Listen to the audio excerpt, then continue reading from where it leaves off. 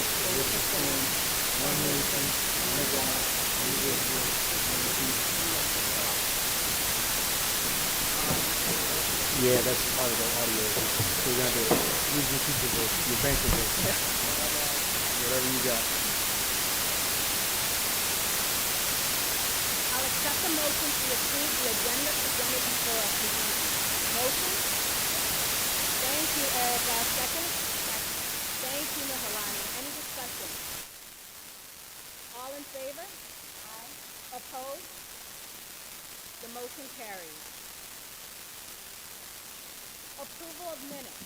The minutes of the September 7th, 2022 Board of Education meeting are presented for approval. May I have a motion to accept these minutes? Motion? Thank you, Priscilla. Second? Thank you, Erica.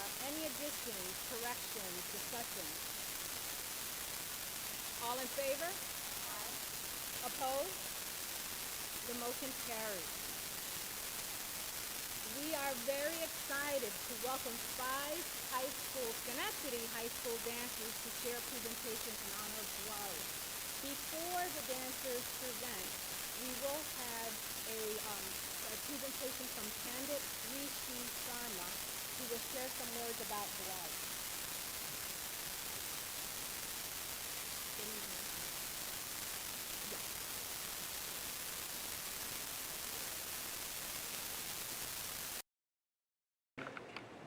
Honorable individuals, devotees, friends, lovers, and worshippers of God Almighty, let me how happy am I to be here to share with you the significance of Deepavali. Before I do so, permit me just one prayers.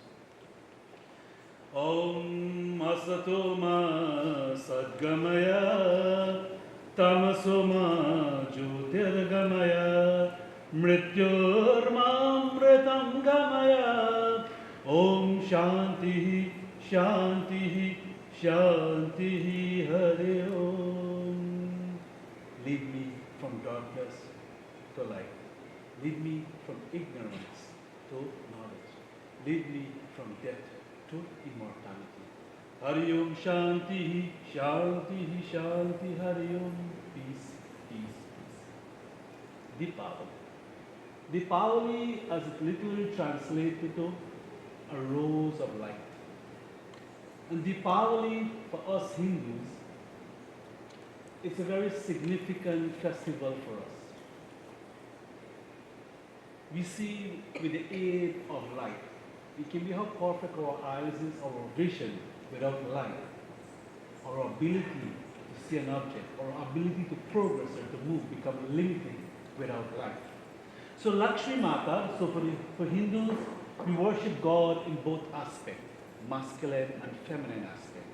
So Deepavali is where we worship the goddess Mother Lakshmi. Lakshmi Mata is the goddess we worship for peace, prosperity, progress, wealth, not only material wealth, but wealth of spiritual kind, wealth of health. And so during this particular day, which falls in the darkest night in the month of Kartik, Kartik translated to October, November in the English calendar. And so on this day, the environment of a Hindu home is cleansed, prepared, the scent, the food, the clothing, and the music is all different. So we pray to Lakshmi Mata on this day to bless our family with all of these things. Without food, we cannot live. Anna Danam, Anna Deva, Anna Purana Deva. Meaning, we were born out of food. We sustain out of food. We grow out of food. We mature out of food. We get sick because of food. We die because of food. And we become food when we die. It's called Annamaya Kosh, his body. And so without food, we cannot live, we cannot survive, we cannot exist physically or biologically. So we pray to Lakshmi Mata on this day that in the home, wherever we will live, our food, our pantry, may we never short of clothing, may we never short of wealth, and may we never short of the basic necessity in life, because Lakshmi Mata is the goddess in which we worship for these things to be blessed with. So as a Hindu and as an immigrant to this community. And so our journey would have been one in which over 200 years ago, our foreparents came to the Caribbean as indentured immigrants to work on the sugar plantation. Then, for three generations, our parents or myself, we seek greener pasture for ourselves and our family. So we migrated from South America to North America. As we came here, we spent some time in Queens, and then we looked for a better avenue. So Schenectady is one of the places we have chosen to come and raise our family. Both of my sons born in Schenectady at Bellevue. But this is a community in which we are allowed to celebrate our culture, and our identity is so unique. From our clothing, to our language, to our food. If you drive in the street, you'll see our flags in front of our home after we have done a religious function. And so Deepavali is when we celebrate this magnificent culture of us. And so today to all of you, I pray that Lakshmi Mata bless you, your family, and your home. May you never short of food, may you never short of clothing, may you never short of happiness. Because these are the basic things human beings need for survival. On Deepavali reminds us about this. And we pray that not only for ourselves, because we believe as Hindu that the river doesn't provide water for itself, the tree doesn't bear fruits for itself. Likewise, our service, whatever we pray and whoever we pray for, whatever we cook and give on this day, not for ourselves alone, but for everyone, because we believe that without the rivers or without the trees or without nature, we cannot survive. So Deepavali is on this time also, we do it for everyone. Om Shanti, Shanti, Shanti. Thank you for listening.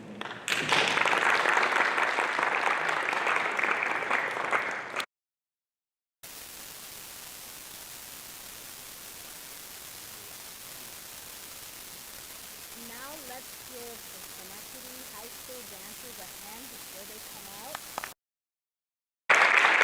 So the dancers are Cindy, Emma, Ashley, Licia, and Nandati. Or Nandita, sorry, Nandita.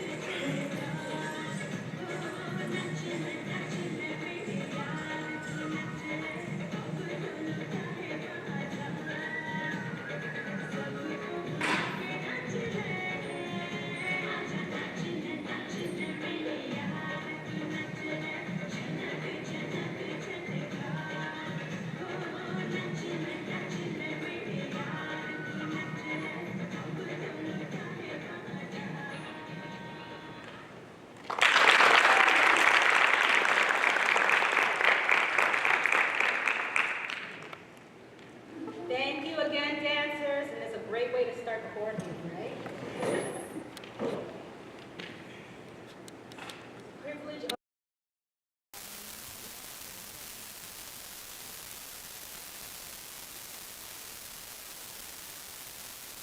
Before we start, good evening. We are about to convene in the public comment period of our meeting.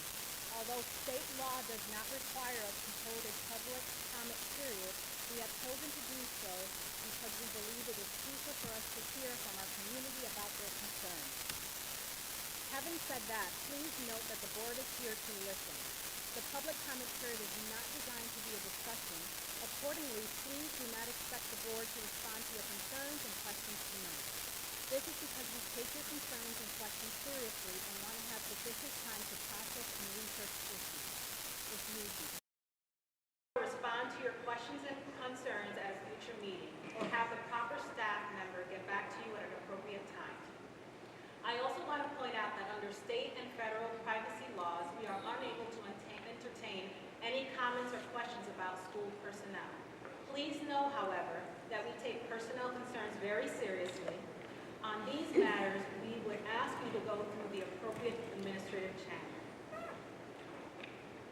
We ask that speakers please address their comments to the board directly rather than the audience. In the unlikely event that the meeting becomes unruly, the board will recess the meeting and return order as has been return once order has been returned. Finally, I want to remind everyone that you may submit written comments to the board in lieu of speaking during the public comment period, if so you choose. The board will now welcome public comments. Each individual speaker is allotted 3 minutes. The individual time limits will be enforced so that as many members of the public who wish to speak may be allowed to do so. So our first speaker is Jim Loophole. Good evening.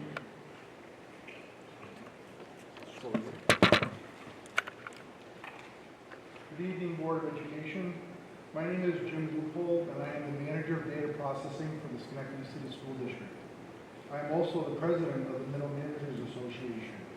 We are a small group bargaining unit consisting of 16 members that include different managerial positions in our district. I come here tonight because I would like to share with you my appreciation and gratitude to Superintendent Anibal Soleil and Chief Financial Officer Terry Gilhooly for taking the time to negotiate a very fair and reasonable 4-year contract extension for our unit members. This past July 12th, I celebrated my 40th year as a district employee, and I want to say that this has been one of the best experiences, negotiating experiences that I've had in the district. I would also like to thank the Board of Education in advance for ratifying our agreement at tonight's board meeting. The MMA bargaining unit truly appreciates your trust and support for our work in helping us make education of our students a positive experience. Thank you. And that concludes our public comments portion, but I want to thank Jim for coming and speaking.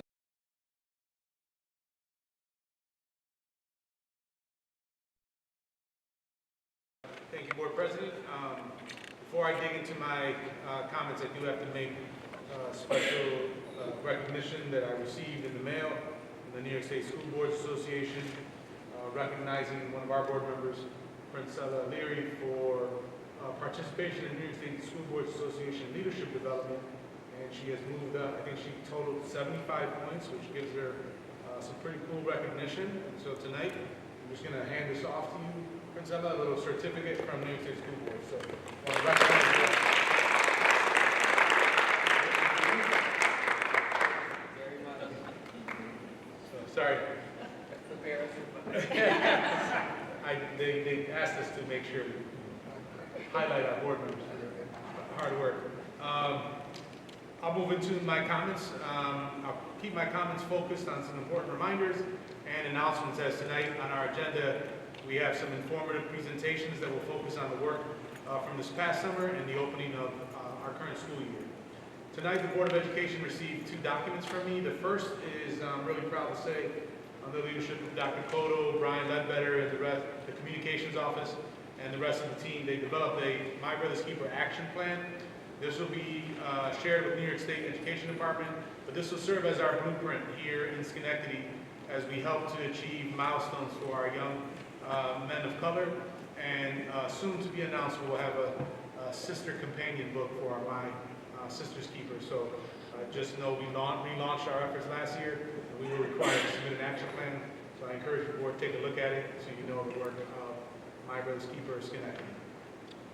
The second document is that you received from me is just an informative document, just a board meeting and work session presentation calendar, just to give you a tentative plan so the board knows kind of the direction that we're heading in as a school system, so you can know what presentations, what topics are going to be coming from the executive team at Schenectady. And then this is always tentative and we're fluid, so as things come up we can make adjustments, but at least there's a tentative game plan for the board to be aware of what's going to be presented. We try to be as transparent as possible. I also want to take a moment to remind not only our board but our community who may be listening and watching at home that it's still Hispanic Heritage Month. It is still underway and it closes out October 15th, so only a couple of days left. So if there's a famous or someone in your life who is of Hispanic descent, please reach out. I do want to also take a quick moment to thank the students, the dancers. We've done a lot of work here in a small amount of time in my leadership to be inclusive as much as possible. And I think allowing our students to reflect their culture in a setting like this is important, but also the district. We are recognizing the holy holiday in our calendar, which is a significant move and something that I know former board member Junior was very passionate about when he was on here. So I do want to thank the gentleman who spoke and the dancers as well. This is still National Principals Month, so we're also competing with Hispanic Heritage Month. We also have National Principals Month. And I do want to take a moment to publicly thank and express my gratitude and appreciation to all of our school principals. The work of a principal is not easy. I always say that their job is the parallel to my job, just the only thing different is scale. But being a principal requires vision, skill, knowledge, passion, care, dedication, energy, and a steadfast commitment to the well-being and the academic success of all of our students in every school. Again, everybody counts, everybody learns. So if you read my brief last week, you know that I took some time to highlight and introduce some of our principals, and I'll be doing that for the remainder of the month to make sure that we can recognize all of our principals and leaders of our campuses. Again, I want to thank each of them for all that you do and continue to do for not only us as a district, but more importantly for our kids and our families. I also want to give a shout out to our school custodians and our cleaning staff. National Custodian Day was a week ago on Sunday, and I want to make sure that I publicly express my gratitude and appreciation for them. They do the intangible things that help us open the doors every day, feed our kids, make sure that the lights go on, and make sure that teachers have spaces that are clean, and they're just a tremendous asset. Student vaccinations. This has been something that we have to do every year, but I do want to recognize the efforts of the Office of Student Support Centers, in particular the Office of Nora Capron, our nurse manager.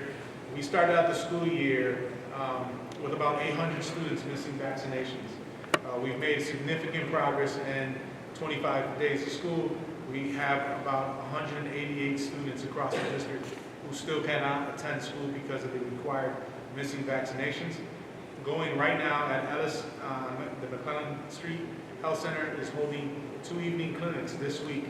I encourage those who are watching at home to take advantage of them. There's one again tonight. There's another one, I think it was either earlier this week. We've been in communication to families. It's in my bulletin, it's in my brief. We posted on social media, but I want everyone to know that being in school is important. Right now we have 188 kids that the barrier is not transportation, it's not clothing, it's not food, it's literally vaccinations. And so we really can use everybody's help in making sure that those families get to school and get vaccinated as needed. We will continue to hold clinics and work with Schenectady County. Keith Brown has done a great job assisting us with creating these clinics. Our hope is that by Friday, after tonight's clinic, that our number goes down to even more. Extended learning time. Our 21st Century After School programs are underway at our 3 middle schools and at Steinmetz Career Leadership Academy. Those programs are, again, fully underway. Our Girls Inc., which is in one of our new community schools providers, is underway with a targeted population of 60 young ladies. They run the program out of their location right on Albany Street, and our students are bused over there for programming. So it's pretty cool. Our kids come from a variety of the 5 community schools. We bus them over to Girls Inc. so that they do some of the programming. We continue to work on logistics for extended learning in all of our other schools. Right now, our focus is on the recruitment of staff. We have had to shift some of our opening targeting dates because of that. Now we're moving towards, I'm not sure if this is symbolic, but Dr. Cotto chose this date, October 31st, Halloween, for a start date. And again, we will have K-12 offerings with our extended day programming in each elementary school and the 21st Century program, again, which is already running at the middle.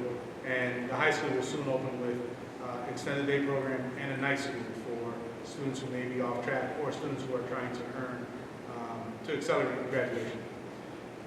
Elementary student enrollment is underway for these programs. Parent liaisons are assisting families with registration.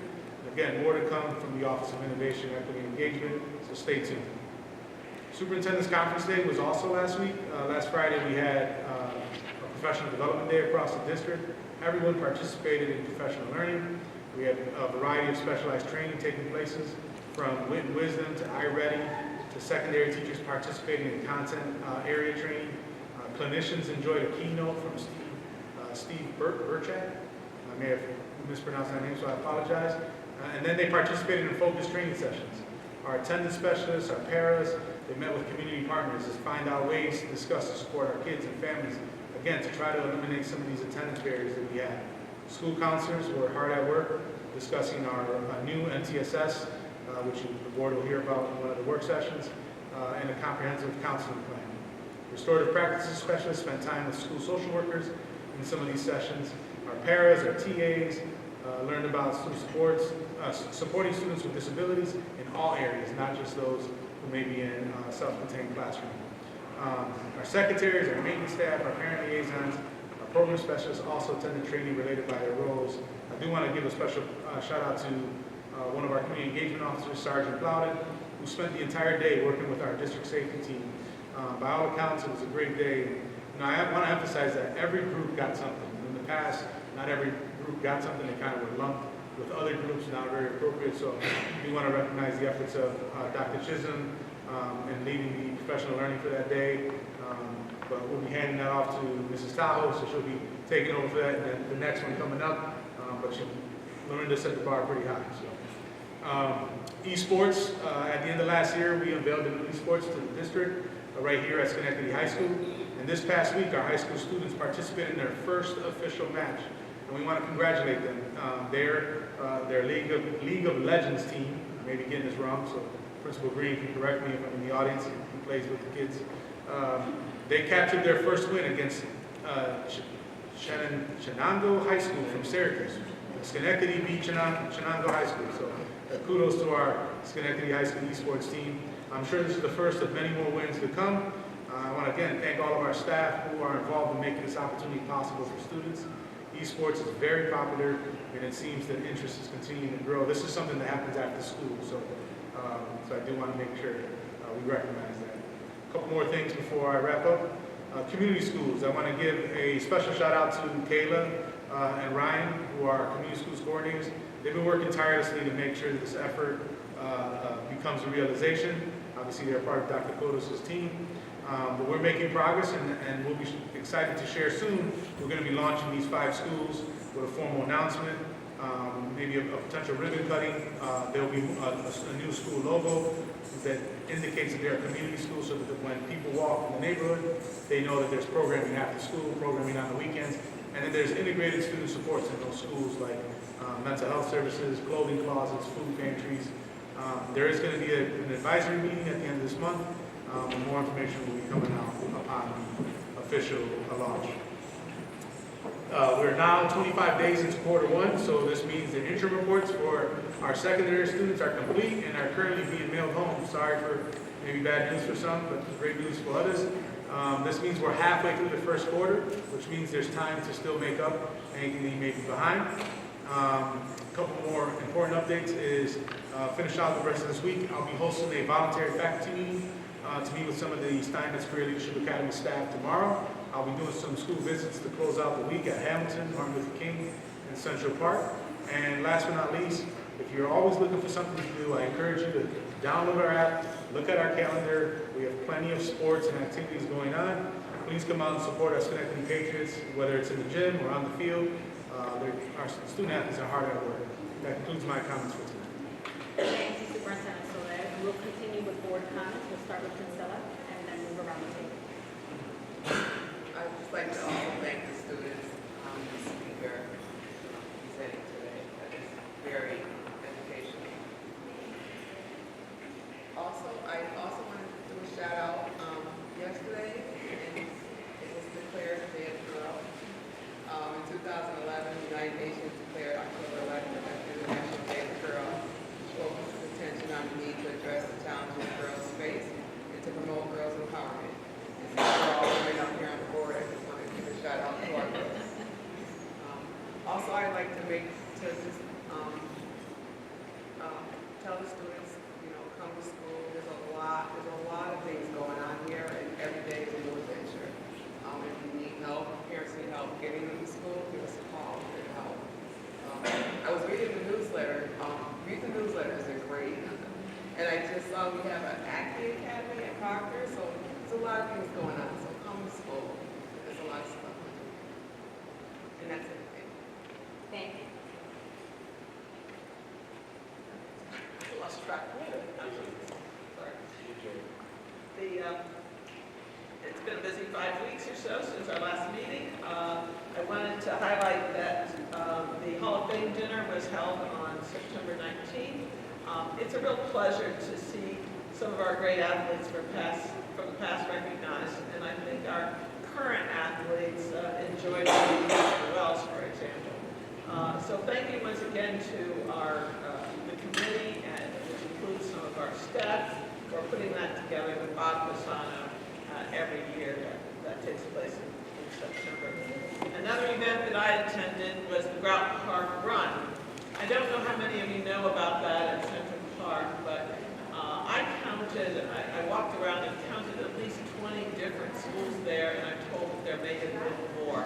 From Shenandoah to Lake George to from all over the place, and all the different ages for the track, and both girls and boys for all the races. So it starts at 9 in the morning, and I know it's still going until after 1, and so it's a very full day. Also, thank you to the staff who participate in that, who do that, and also many community members and parents are involved in doing the Grout Park Run. It's in or about 80 years old, and so I wanted to highlight that so that we can keep it going at least for another 80. That will be the aim. This past weekend, in addition to going to the football game, I had gone to the homecoming game, and that was very well attended a few weeks ago. And unfortunately, Schenectady didn't really catch on fire there, but I also went to the football game this past weekend on Saturday, and it was not as well attended. But I kept seeing all these cars around the high school here, and I couldn't imagine what it was for. And so I finally asked and so on. And inside here in the gymnasium was a cheerleading competition that was wall-to-wall people, the families and coaches and so on, plus girls of every single age. I mean, girls that weren't as tall as this table here were competing, and it was so cute to see them, frankly. So, and I believe everyone wins an award. I couldn't tell exactly, but again, it was a number of different schools, Colony, Shenandoah, different clubs from Colony as well, and other places. And I think it's just great that our facilities are being able to be used in this way. I'd like to point out too that Friday night, we played our football game on Saturday, but Friday night was Miss Una and I forgot who their competition was, but Miss Una won. And they're using our field. So once again, I think that's a terrific way to have people become familiar with who we are. At this time, looking forward, since our next meeting isn't until November 9th, I'd like to wish everyone a happy, safe, and fun Halloween. I already see many decorations around the neighborhood, so everybody has, in fact, I saw some Christmas decorations this weekend. That's a little disconcerting. And the other thing I'd like to remind everyone is to vote. You know, New York State has early voting. I don't know exactly when that starts, but voting concludes on November 8th, and we have many terrific elections this year, mostly at the state and at the federal level. And so please exercise your civil duties and go out and vote. I learned today there are 101 locations for voting in Schenectady, Niskuna, and Glenville. 101. So should be plenty of opportunity. The early voting starts. I know the library downtown is one place for early voting during the 10 days or so prior to November 8th. So. Thank you, Kathy. No problem. Good evening. I did want to just take a moment to say or express how much I thoroughly enjoy learning about varying cultures. And this evening was no different, being able to watch the young women dance on stage here tonight for Diwali. So I want to say thank you for sharing your culture with us. I thoroughly enjoyed it.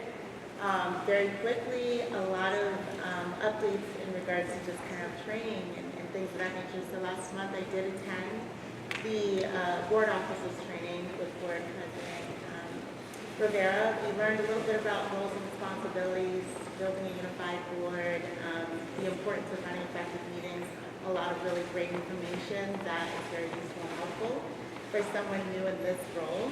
I know that we do have our upcoming board retreat this Saturday, and then the NISBA annual convention. So, as a board member in my third year, this is going to be the first time I'll be able to attend in person, which is really exciting. COVID, unfortunately, did not allow for that. So, that concludes my comments. And good evening, everyone. I do want to thank, again, the dancers, Schenectady. We have so much talent in our district. It is great to have it highlighted here in the auditorium, so not only people that are present can see it, but people who are watching the video. So thank you, and thank you. I appreciate it, your former board member Junior. Thank you as well. So I have a few updates as well. Some I could check off because Kathy, Priscilla, and Nohalani had mentioned some of those. But on September 10th, I had the pleasure of attending Caribbean Day at Central Park. And why I love to highlight that is because we have so many students who are entrepreneurs, who had booths, who own their own businesses. And I do want to highlight one in particular, Altaf Najib, because he had mentioned to me that he talked with one of our principals to do some, presentations for our students on how to start a business. So it was really exciting to see our former students, our alumni students, and our current students having a good time at Caribbean Day on September 10th. Throughout Park Run, I also attended. I do want to shout out to Coach Menace. It is a humongous feat. There were so many people there. Literally and figuratively. I mean, there were so many people there, and again, behind the scenes, I can't even imagine the work that went into it. I also want to thank the students, the runners, the athletes from all of the school districts. They were so passionate, persistent, and I felt them when they went over the crossing, you know, the finish line, because they were just like, I could do this, I could do this. It was just amazing. So I was very happy to witness the hard work that our students from Schenectady and other students did to really be part of that event. Hispanic Heritage Month, I am very excited that some of the schools have asked for me to read to the little ones, so I will share my updates with the board at the next meeting. I did want to mention a little bit, Priscilla had mentioned about International Day of the Girl. I did want to give kudos to Dr. Cotto, Miss Simone Miranda, and Miss Ebony Belmar, who's a social worker, as they've been a part of the dialogue with the New York State Education Department around girls, especially girls of color. So I want to give kudos because there's been a lot of, Schenectady contributes in so many different ways, and I don't know if you remember when I said there's hidden and unhidden ways, right? These are a lot of the unhidden things that our staff do that people don't know, and they're very active in those conversations, so thank you, thank you. And then I have a few board updates. Director of Communications, Karen Corona. Thank you so much for updating the board website. She has really updated it by including a lot of great information, our pictures, things like the school liaisons that we represent, etc. So thank you so much for your work. Thank you. The board academy, it was great. It was really great. The NYSBA, so I'm a NYSBA delegate voter, so I attended the orientation on October 6th, and that was really just to understand what the process was going to be like, but the actual voting is on October 17th. And that's it. So that concludes my comments report, and we are going to continue with committee reports. So I just want to start off with the board ad hoc committee report. We had an ad hoc report or an ad hoc meeting on September 26th about looking at the board handbook that was actually started under former board president John Foley. So I'm going to hand it off to Erica because she's going to talk a little bit more about it. Oh, you stole my first sentence. Yeah, I'm all screwed up. No, I'm just kidding. But it is nice because it is, like, did you say who was on it? You really got my brain going. I thought you were just going to be like, and Erica. That's right. So if I repeat with the 2 sentences Brittany said, my bad. So it is, it's, not Brittany, yeah, Brittany is, I'm losing my mind. I don't have a microphone, it's throwing me off. Let's take a deep breath. You ready? Lynn, let's do it together. Breathe. Good, because Lynn likes to make me laugh, wiggling her eyebrows. She sits there on purpose. No, so Bernice, Kathy, Eyeball, and I, and it's nice because we have a working document. It's a big document, it's a wealth of information, and what we're really doing is going through it, streamlining some of the information, and figuring out what else needs to be added, because it's nice, we're all at different parts in our worker, like still in my second year, Kathy, it's her 15th million, no, 12. Reasons, I don't know what it is. So it's nice we're all in different aspects. So one thing we came up with in our first meeting is that we're going to separate the document into 2 parts. We're going to take kind of the onboarding piece that's in there and create like a new board member 101 document. So when you're a newly elected board member, there's so much information coming at you at once. And I know I was like, what is happening? And I got to the first meeting and I was like, I'm supposed to say things and I don't know what they are. So we're really going to streamline that and give that to newly elected board members right away so they feel more confident and self-assured coming into their first meeting. And then just overall with the board doc, we've been talking about the governance, kind of the roles and responsibilities of us as board members, the required trainings, things to expect. And we're really looking at some of the things that are broad in there and talking about some of the, some of the things that need to be more specific so we're all really aware of what our roles and responsibilities are, what we can do, what we can't do, so we're all on the same page. Back to you, Grace. Okay, thank you, Erica. Thanks, Lynn. And we'll continue with the audit committee report with Kathy. Good job. The audit committee met yesterday. The audit committee is one of the required committees of the board, and I have chaired it for the last 13 years. I guess I'm in my 13th year of chairing it at this point. The audit committee looks at the, works with the auditor, meets with the auditor, basically to hear what the review of our books and records, our financial books and records, is there. And the audit committee yesterday, all for this year, is comprised of Bernice and Princella in addition to me. So there's a requirement that you report by October 15th to the state. And yesterday we met with Bonadio Group, and we have a report from the senior person on that audit, and her name is Teresa Ellis. Please come up, Teresa, and give us the salient points. Yes, thank you. Hello, my name is Teresa Ellis. I'm the external auditor with the Bonadio Group and was a senior on the school district's audit engagement. We recently completed the audit and went over the reports in detail with your audit committee last night. I'm here tonight to go over a summarized version of the audit results and answer any questions you may have. First, I'd like to thank Katie and Terry and the rest of the business office for all of their assistance during the audit. They were very responsive to our requests and well prepared. There are 3 deliverables that we provided to you. The first is your financial statements. The second is your extra classroom financial statements. And your third is the required communications letter. The school district's annual audit of the financial statements include the independent auditor's opinion on the financial statements. We are issuing an unmodified opinion on your financial statements. An unmodified opinion is the highest level of assurance an auditor can give you. The other report that is included in your basic financial statements is the Government Auditing Standards Report. This report requires to gain an understanding and a report on your internal controls over your financial reporting.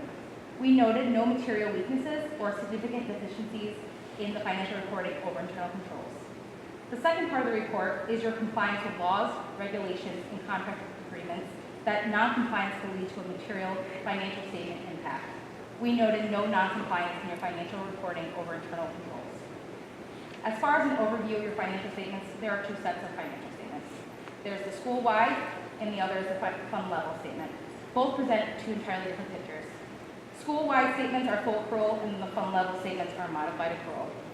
I'm going to go over briefly the financial highlights. At the school-wide financial statements, the net position at June 30th, 2022 had a deficit of approximately $112 million. The change in net position was an increase of $37.7 million. At the fund level statement, general fund had a fund balance of $45.5 million, and $30 million of the restricted fund related to your various reserves, $5.5 million under assigned, and unassigned fund balance is at $9.5 million. You are limited to retaining 4% of the school budget in unreserved, unappropriated fund balance, and you are at the 4% limit when the school is in compliance. General fund had ended with a fiscal year of $103 million in actual compared to the $212.5 million budgeted and $5.2 million in encumbrances, bringing the school at a favorable result of $13.6 million. Fund balance grew $14.6 million. Your capital project fund had a deficit fund of approximately $40 million, but as bans are redeemed, the deficit will go away. Your school lunch fund as of June 30th, 2022 was at approximately $5.6 million. Debt service fund balance at June 30th was approximately $4 million. And your miscellaneous special revenue fund balance at June 30th was approximately $357,000. We also issued the school district's annual audit of the extra classroom financial statements. We issued an unmodified opinion on that financial statements. And again, that is your highest level of assurance an auditor can give you. So with that very high-level review with our audit results, we'd like to thank the business office again for all of their assistance throughout this audit. If there's any questions. Thank you, Teresa. And now I will try to put that into English. Thank you for your work. I'd like to also thank Terry and Taryn and Katie and for their work. They're the ones who really do the work in the office. The audit committee does not. The key points here are that this was an unmodified opinion. In the vernacular, that is what's called a clean opinion. Basically, there were no modifications that were needed. The other thing of significance is that we did finish, you heard the negative, the deficit number of $112 million, I believe it was. That is typical across all school districts because under the GASB rules at this point, we're required to look estimates of post-retirement benefits. And every school district is in a deficit position as a consequence of that. Ours actually improved this year, but I think it was 135 million negative last year, and it's now 112 million through changes in the estimates and different service requirements. So we have a surplus for our basic operating of 4%, as Teresa indicated, and that means that we're not over, but we're also not significantly under, and so that gives us a little bit of fund balance going ahead into 23, 24 planning. So that's my summary of the audit report. Once again, if anyone has any questions from the board, it's light reading, and you can have a draft, and it's good for solving insomnia problems. So. Teresa, thank you again for presenting, and thank you. Thank you. Thank you, Bonadio, and your other teammates, too. So we are going to continue with Dr. Cotto with the Summer Enrichment Program presentation. Welcome, Dr. Cotto.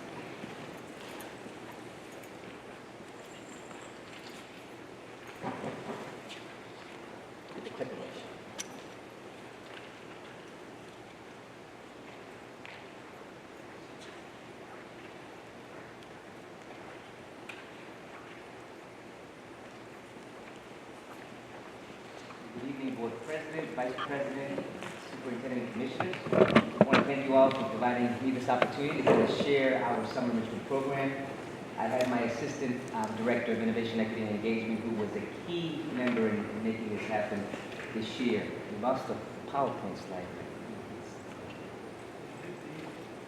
Did who?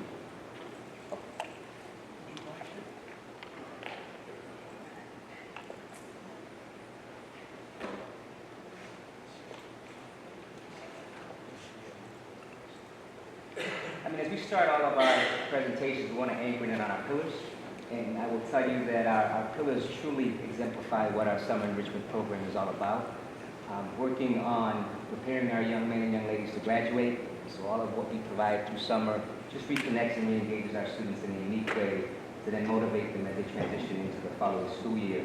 Passionate people from the staff within our building to the community as a whole is what also helps inspire and motivate our youth through summer enrichment. And our connections with our community, building those relationships, and as we go through these slides, you'll see those connections that we've provided.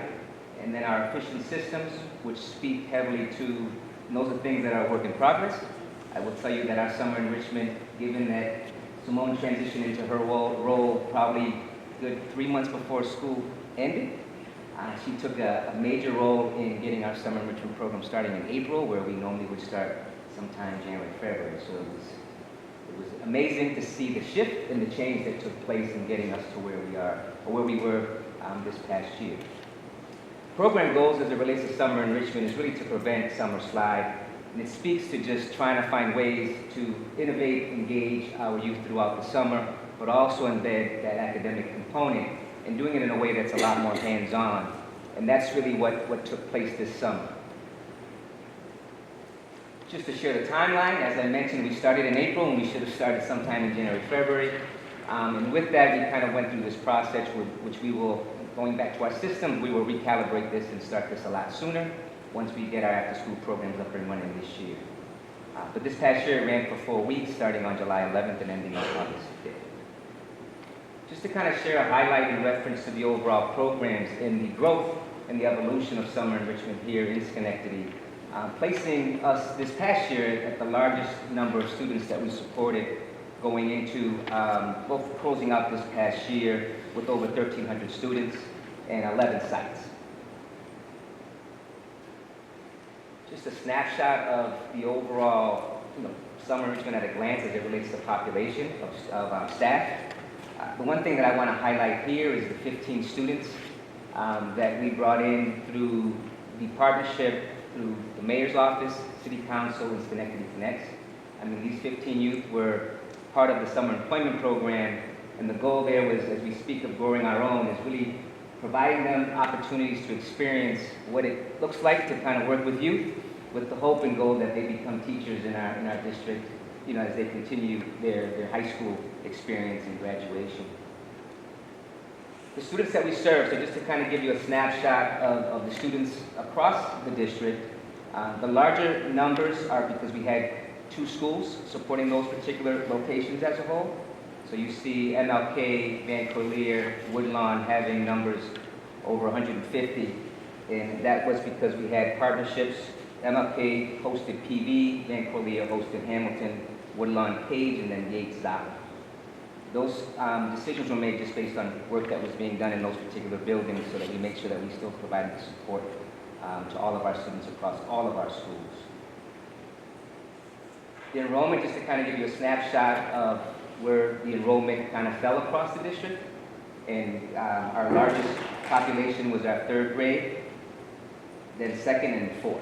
So close to 600 students were served within that population there, with a strong number there at the elementary level.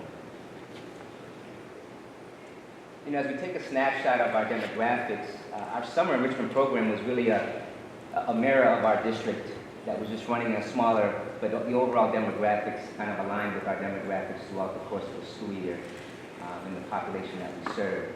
And it also aligns to our ELL students as well as our students with disability, given that we're about 4.5 as a district in ELL, and then 16.5 for students with disabilities. And as you see here, we've got a 3.9 and a 15.7.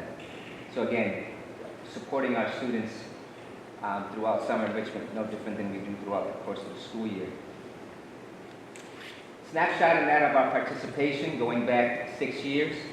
So we've had over 1,700 students that have participated at least 1 year. And then as we worked our way to 6 years, we've got these 11 that we're going to try to track and kind of find out the impact that this program has had going back those 6 years as a whole.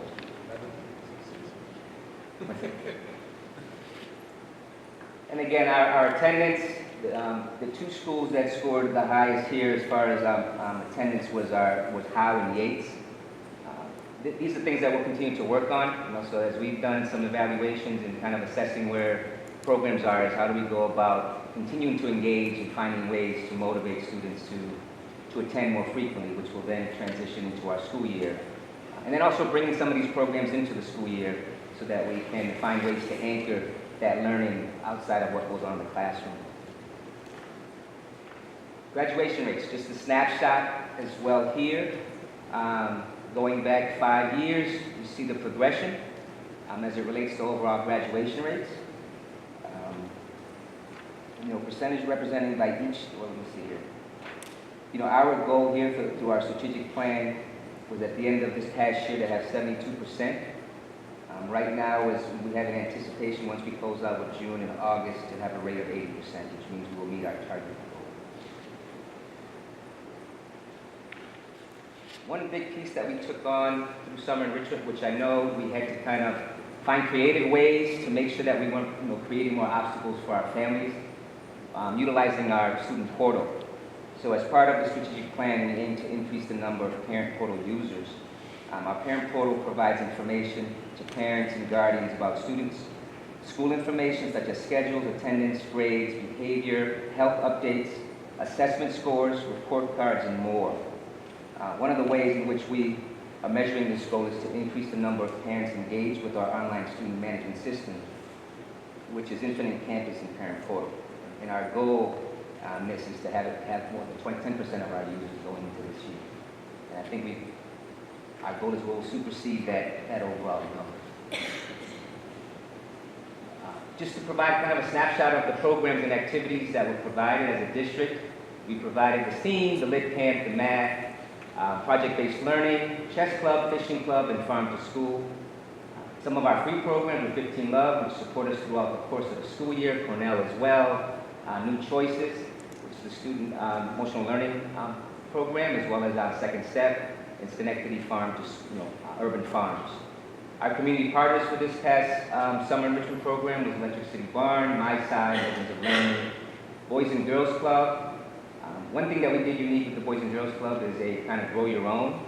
So there is a shortage in lifeguards within our community, so we targeted our high school to do a Grow Your Own program.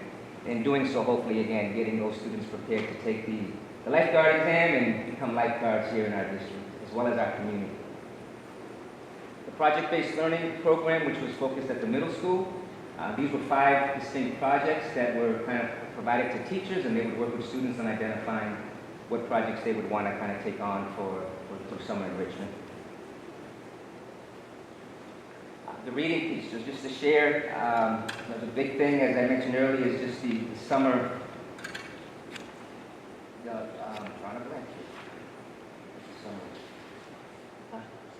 summer slide, that's right, summer slide. So in kind of collecting this particular data, what we, in identifying these particular students, we saw a 16% increase in overall reading and sustainability of 40% of our students this past year. Farm to School, I mean, if you don't know Rebecca Hendricks, she's a phenomenal leader here in our community and does a lot around the Farm to School. This summer, we serviced over 1,000 students, which was over 150% more than what we serviced the year before.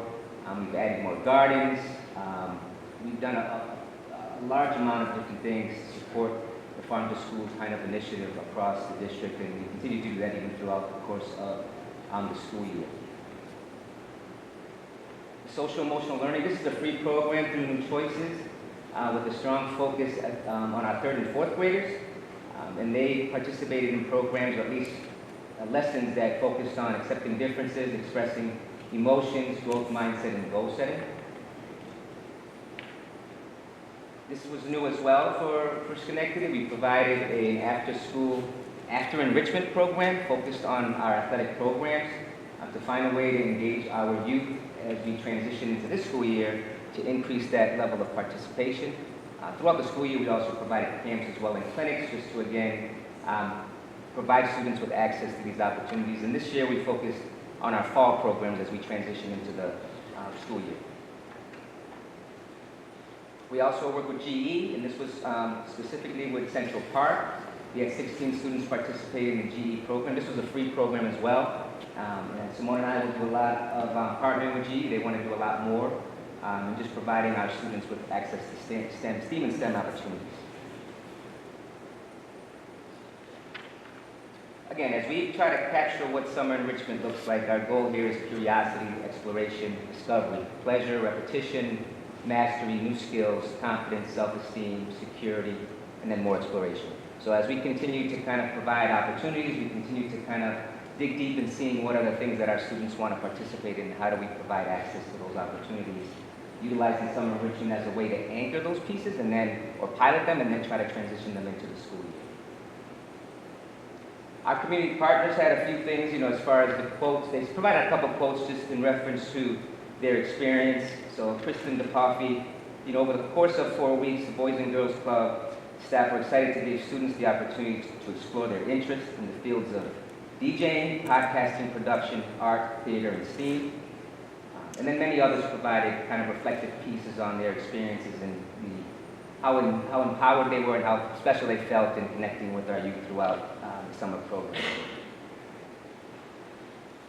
Feedback from our students when we spoke of what was most valuable or useful. They kind of identified as meeting new people, growing your own program for our high school students, the gardening, the chess club, the fishing, some of those things. Fishing and chess, I believe, is something new that we brought in this past year. And these were all champions within our district that brought these kind of ideas to us. So these were teachers within the schools. The survey, when we asked, what were the 3 most favorite kind of activities, we had 3 different groups, but Legend of Learning, swimming, and tennis was one group. Swimming, tennis, and farm to school. Swimming, tennis, and STEAM was another. Middle school and high school, again, that's the group that we're trying to figure out how we engage. And as you've seen, even on the attendance end and the number of students that participate, we just got to be creative on what we kind of provide them. But 82% of our middle schoolers felt that from satisfactory to excellent in reference to their opinion of summer program, and about 72% felt the same at the high school. These were all our partners. I mentioned them earlier. I've played a key role and continue to play a key role in the work that we do here within the Office of Innovation, Equity, and Engagement. As I mentioned earlier, this is not something that can be done by one individual. This is something that's, that took a collective effort from the entire ELT department. I would say Trevor Tripp in teaching and learning provided a key role in his role within that position, within that role. OPA department, Natalie, Hector, and Smita were extremely important in this work. Transportation, Al, Nicole, and Alyssa. Donna Wright-Wilson. Donna Wright-Wilson is a phenomenal paraprofessional that really inventoried everything and anything that we had. Summer enrichment over at Mount Pleasant throughout the course. Heidi Schultz and Shannon Osfield played a key role with Simone in navigating all of from the Department of Health to you name it, and kind of working with our schools to support them. All of our site leaders and staff, all of our community partners. I mean, the Department of Innovation, Equity, and Engagement, hands-on, we were out, going out to ShopRite and getting things that we needed just to make sure that the students had what they needed. So that's it for me as far as I do have a little video to share just to kind of capture some of the excitement that we had this summer.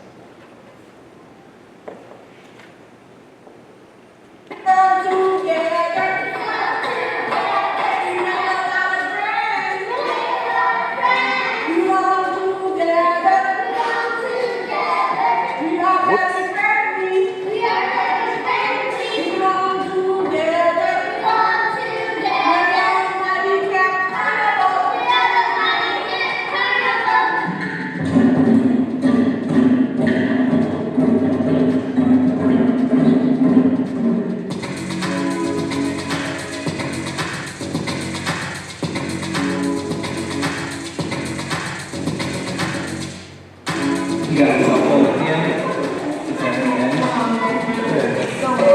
Which one of these is your favorite slide? This one? Tell me why.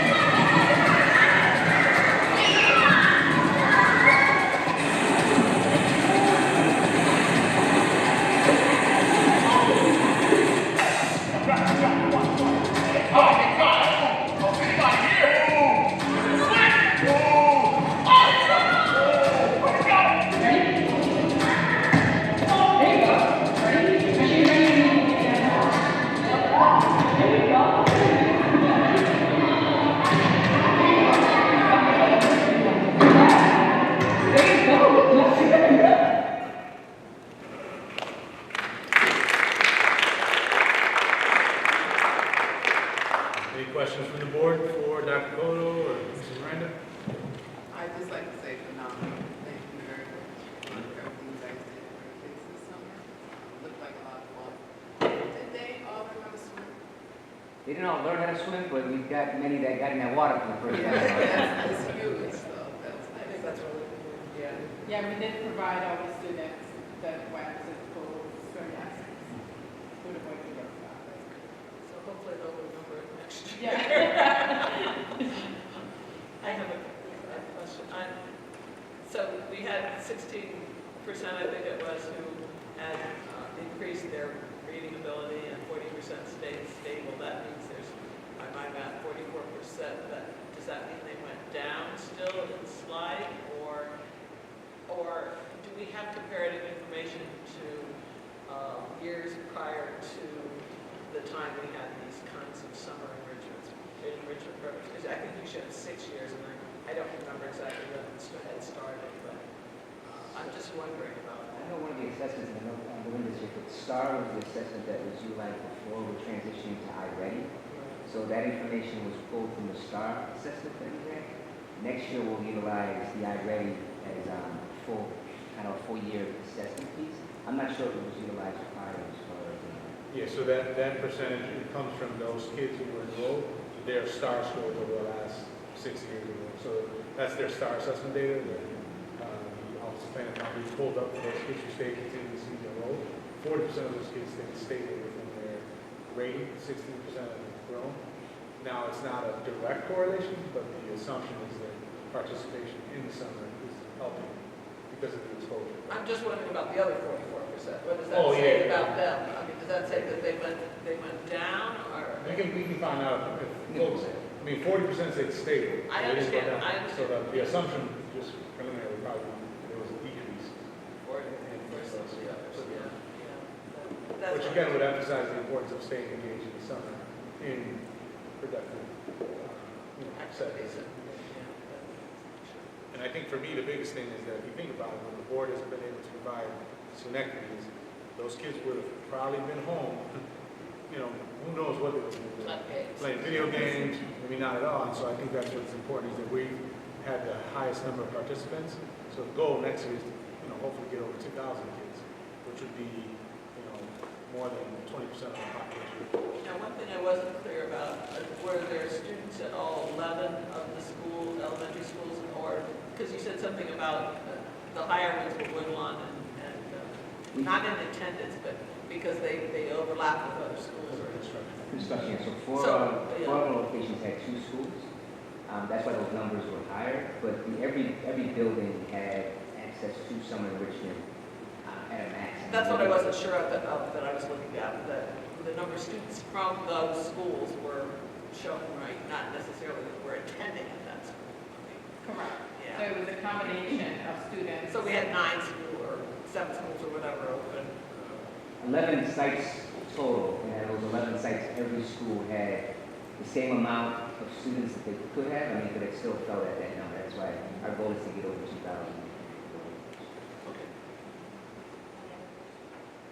I did.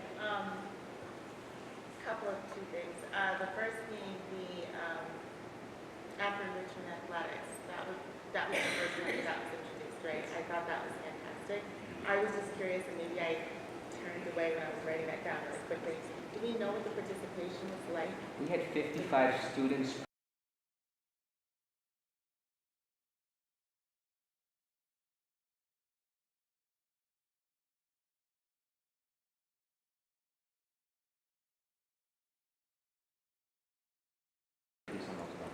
I didn't see cheerleading. Cheerleading? Cheerleading. Most sports. Good competition, I want to tell you. Yes. The other question I had is I love seeing, our elementary and secondary students are really involved, more so than our high school students, but we still see that decline when they get to middle school into high school. So we talked about engagement, kind of improving that. Is there anything that you have in the works that you're thinking through as to how that might work?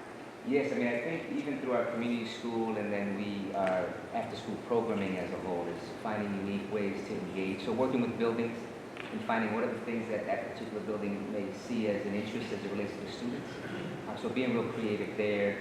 The partnerships that we're creating within the community, there's a lot of opportunities. So it's just trying to bring all those pieces together. And I think for, one of the things we have to be honest about, and you're a parent of middle school, how excited are they to go back to school in the summer? And so sometimes there's that tension of they're old enough to stay at home, they don't really need to be watched, mom and dad go to work, we really want you to go, but I'm not going to have that battle. So I think there's part of that. Most of our kids at that point in the middle school years, they start thinking about academic, either I go to summer school because I have to repeat something, so we got to try to break that stigma a little bit with our middle schoolers. And then I think at our high school, most of the kids that went to summer school program, they probably went because they needed to make up class, so that would interfere with some of these enrichment opportunities. And some of our kids are working. And so, one of the things that we did not necessarily include there, but we probably should think about it as part of our summer offering, is that we offer employment to 75 high school students that we never did before. So technically, that's summer enrichment, but it's, they're going to work. And so we may have to redefine what that looks like for the secondary. And then, many of our kids, if they did participate, Tyrone immediately ran a high school program here with BOCES. at the high school. So we probably need those numbers. We didn't really pull that for this piece because we looked at enrichment versus remediation and things of that nature. So those are the tensions. Like when you get into the secondary, there's the kid who tells the parents like, no, I don't need to go to that. I didn't fail anything. And then there's the, you know, oh, I'd like you to go, or I'm only going to go because I have to make up something, or I want to go to work, or you know, I need to stay home to watch my siblings. So, Erica? Well, kind of to your point, I'm not trying to create more work for you at all. But because, you know, when you're looking at how many students you've got, or especially as you get older, the engagement, you will talk about, you know, the work piece of our kids do FJTA, or they just have jobs in the summer. And even with the elementary kids, there's so many offerings, summer camps in the city that they might not be at ours, but they're engaged somewhere, somehow. So it's not just, I don't know, it's just, it's interesting to bring up, okay, they're not here, but they're here. What offerings are they getting there? How does that relate to their STAR scores, all of that? But again, that's a Yeah, no, and I will share that we are working on finding a way to capture our youth involvement as a whole. So collecting those rosters so that we can triangulate and see what level of activity our students are participating in throughout. And that's good on many levels. It also works on Carlos is not coming to class or running the halls, but yet he plays on the Belmont Pop Warner team. You know, how do I reach out to Belmont to kind of get a sense to see how do I get him re-engaged into the work. So we are looking to capture that and even working with the city to figure out how we can capture all of the involvement that takes place within the community outside of what we provide at the district. What did the 15 students do who were part of this program, paid as part of, part of Schenectady Connect? So those 15 students, they were placed in the elementary buildings throughout the city, and they worked with the teachers in the classroom and assisted the students with their activities. So they were engaged in the classroom, more so like a parent would be in that role. And then we talked about 75, the other 60 then were outside in other jobs, part of Schenectady Connect. Yeah, other okay, job that's websites, yes. Just wanted to clarify. Yeah, the high school met with the students and got a sense on what students wanted to do. So then we worked with Schenectady Connect and they actually paired them based on their interests. So the murals was one where students had an interest in working with students around mural, and some of those students were placed within those particular programs to support as well. I have a few questions for you. Slide 10, when you were talking about the ENL and SPED students, I was just wondering, do we have a way to measure how our ENL students and our special ed students are doing this in your slide? Because it's different than our regular ed students. I'm wondering if you could talk a little bit about that and what maybe is the baseline, if there's any, for summer enrichment. I mean, that's a great question. I think I can work with Natalie and kind of see how we can peel that back. Okay. Yeah. So like of the 40% that were stable, what percentage that were in? Yes. So I'll just go a little deeper. Go a little deeper with that. Okay. And then I have another question around attendance. How is slide 12? I was wondering, how is that calculated? So in other words, does a student have to miss 4 days in the 4-week period? Like what's the process for that? We didn't provide a threshold as far as how many days we worked with the students. I mean, we did assess where students didn't show up for the first week, just to see if there were students that wanted to participate that we brought on board. But we couldn't canvas. Yeah. No. Were you able to add? We did. I mean, Yes, we had a waiting list, and then after like the first few days, you know, we looked at the stats, and then we were able to pull some students off of the waiting list. Actually, we pulled all of the students off of the waiting list. So slide 13, just for clarification, because I think that was for your graduation slide. Does that connect to summer return, or that was a standalone? well, we're going to say it connects in some way. It's technically a standalone. Since graduation rates was something we didn't really get the report on because we didn't meet in September for the work session. We wanted just to share with you guys that was our summer result. The one number was June, and then we're projecting as a result of summer will be closer to 80% after August graduation. So we just wanted to show that as a standalone. But yeah, Dr. Cota will take credit for it. Yeah. Well, not me. This is before me, but I mean, when we engage our youth outside of the classroom and provide them with, it definitely increases attendance. It increases a lot of things as far as their overall success. So I truly believe in it. And this might be a short question, and you don't have to answer this right now, but I'm wondering, thinking about the budget season coming soon, are there things, and you do not have to answer this right now, are there resources and things that you wish you had that would have really benefited our students, especially at the lower level with the reading piece that I know many of you have mentioned, that the literacy piece, and it's just to throw it out there because I think it would be important for us to know during budget season. We can have some conversations right now. I mean, yeah, tough to answer now, but I would share that we're working with teaching and learning and finding ways, some of the supports that they're providing throughout the school year, how do we supplement that during the summer so that we're providing the same kind of experience with the enrichment added piece. And I think also the networking within the community is trying to leverage, so that we can leverage the partnerships. Because there's a lot of free, rich resources in our community. It's just connecting those dots. That was a great segue because I love, Dr. Cotto, that you mentioned the village, right? The community that is part of this and how it really has enhanced our program. So thank you for giving kudos for all the partners that we have in Schenectady. So thank you. Any other questions? The only thing he really needs more of is time. Did you see that calendar? Yes, I So did. they're going to start January, February, so that they have more time. ELT first. Let me get ELT up and running, and then we're going to hit summer enrichment. Did CITM provide the lunches to the students in our program, or is our lunch program? Our own lunch program. Okay, and CITM does other neighborhood sites and so forth? Yeah, through community schools, we have 60 partnering. Yeah, and I think that's the next iteration of this, as we get better, is to figure out what are the other touch points in the city? How do we share who's going to what? And then how do we not compete with our partners? Because that's one thing that we have to be real careful of. As we start to do more and more of this through the district, we become their competition. We don't want that. So we would never want to offer, and I'm just going to see in the audience, we would never want to offer youth football because we don't do that well. They do that. So how do we use our facilities so they can do that? And how do we grow and that kind of stuff so that we don't compete? How do we not offer, food pantry services when SIGM does that? And how do we bring them in? So that's kind of going to be our challenge, kind of moving forward, because some of the extended day programming does compete with some of the after-school providers, and so that'll be kind of our challenge. And just to echo what Dr. Cotto was talking about in regards to your question about funding, our parent liaisons were there in the summer for the first time. We've never had them in our summer enrichment program. So they were very crucial to make that connection with those families and get those students to come and attend. That was one of their main roles, to connect the families and students so that we can have a successful program. So for me, that was really an instrumental part of making this program a success.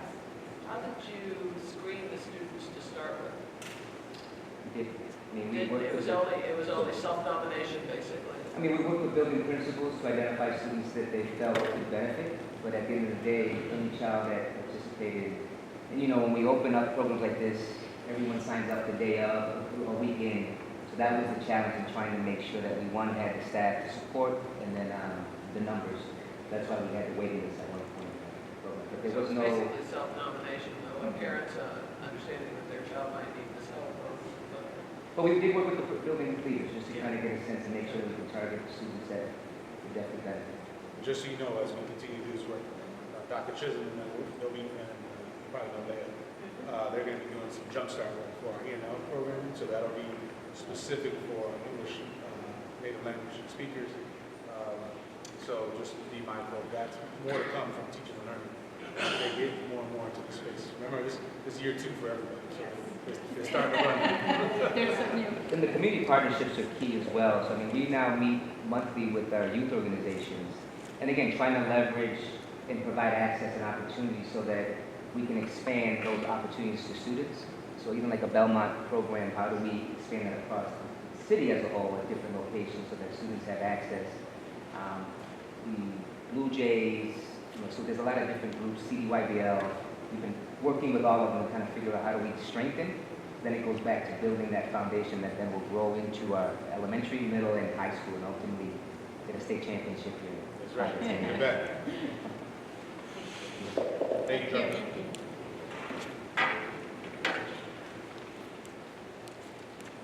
our next presentation will be from Deputy Superintendent Ira. Welcome. Hello. Using teacher voices. I'm know I'm waiting for the microphone. I apologize, I had a little fitness lesson, so I still have a little bit of Mark Simpson voice, I'm trying to say. I just want to pause to say what a difference 365 days makes. You know, this is just a huge celebration, and we here are part of the village, but the village that built the wonderful celebratory slides that we're going to talk about, we will give credit. But I also am a firm believer that opening day should always set the tone for the school year, and I believe we absolutely met our goal in doing that. So we had a great opening day for teachers and our staff, but I also would like to point out that, you know, having the commissioner reach out to Superintendent Soler and say, I'm watching, I'm seeing, I'm hearing about the rising and coming, I also think gave us an extra boost, a shot in the arm to our district, because she was just so engaging and so complimentary, and she has promised that she's going to come back.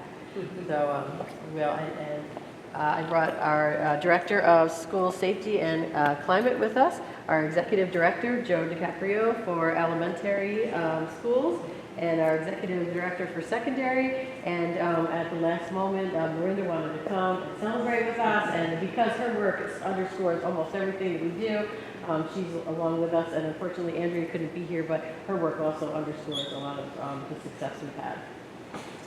So we're off to a great start, and I would like to thank our Teachers of the Year who really gave us a neat thing to think about. If you are in a school district, you recognize that as you start getting the jitters, kind of like when you do for New Year's Eve, that's what we feel like when we come back to school. So they coined that the first day of opening day is really like a Happy New Year celebration, and that is exactly how we started our school year. So first and foremost, we were in person, and that was just amazing. After 2 years of having virtual meets and having sections of staff coming to join us, just having everyone together really set us off, and we had a great opening day celebration. We had a great opening day for faculty and staff. Our open houses were well attended. Our Thrive in 9 Academy, if you haven't heard of that, that is what they've coined and branded the new Freshman Leadership Academy.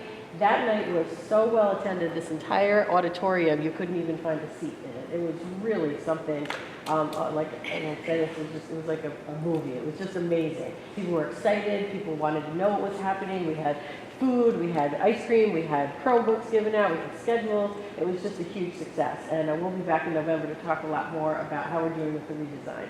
Our college fair was well attended, a lot of positive comments. Our athletic events have been going wonderfully. Our academic ceremonies, I have a picture up there. I attended the National Honor Society, and we had one of the biggest groups in the history of Schenectady High School, so shout out to those scholars. Field trips are back up and running, and they are loving it.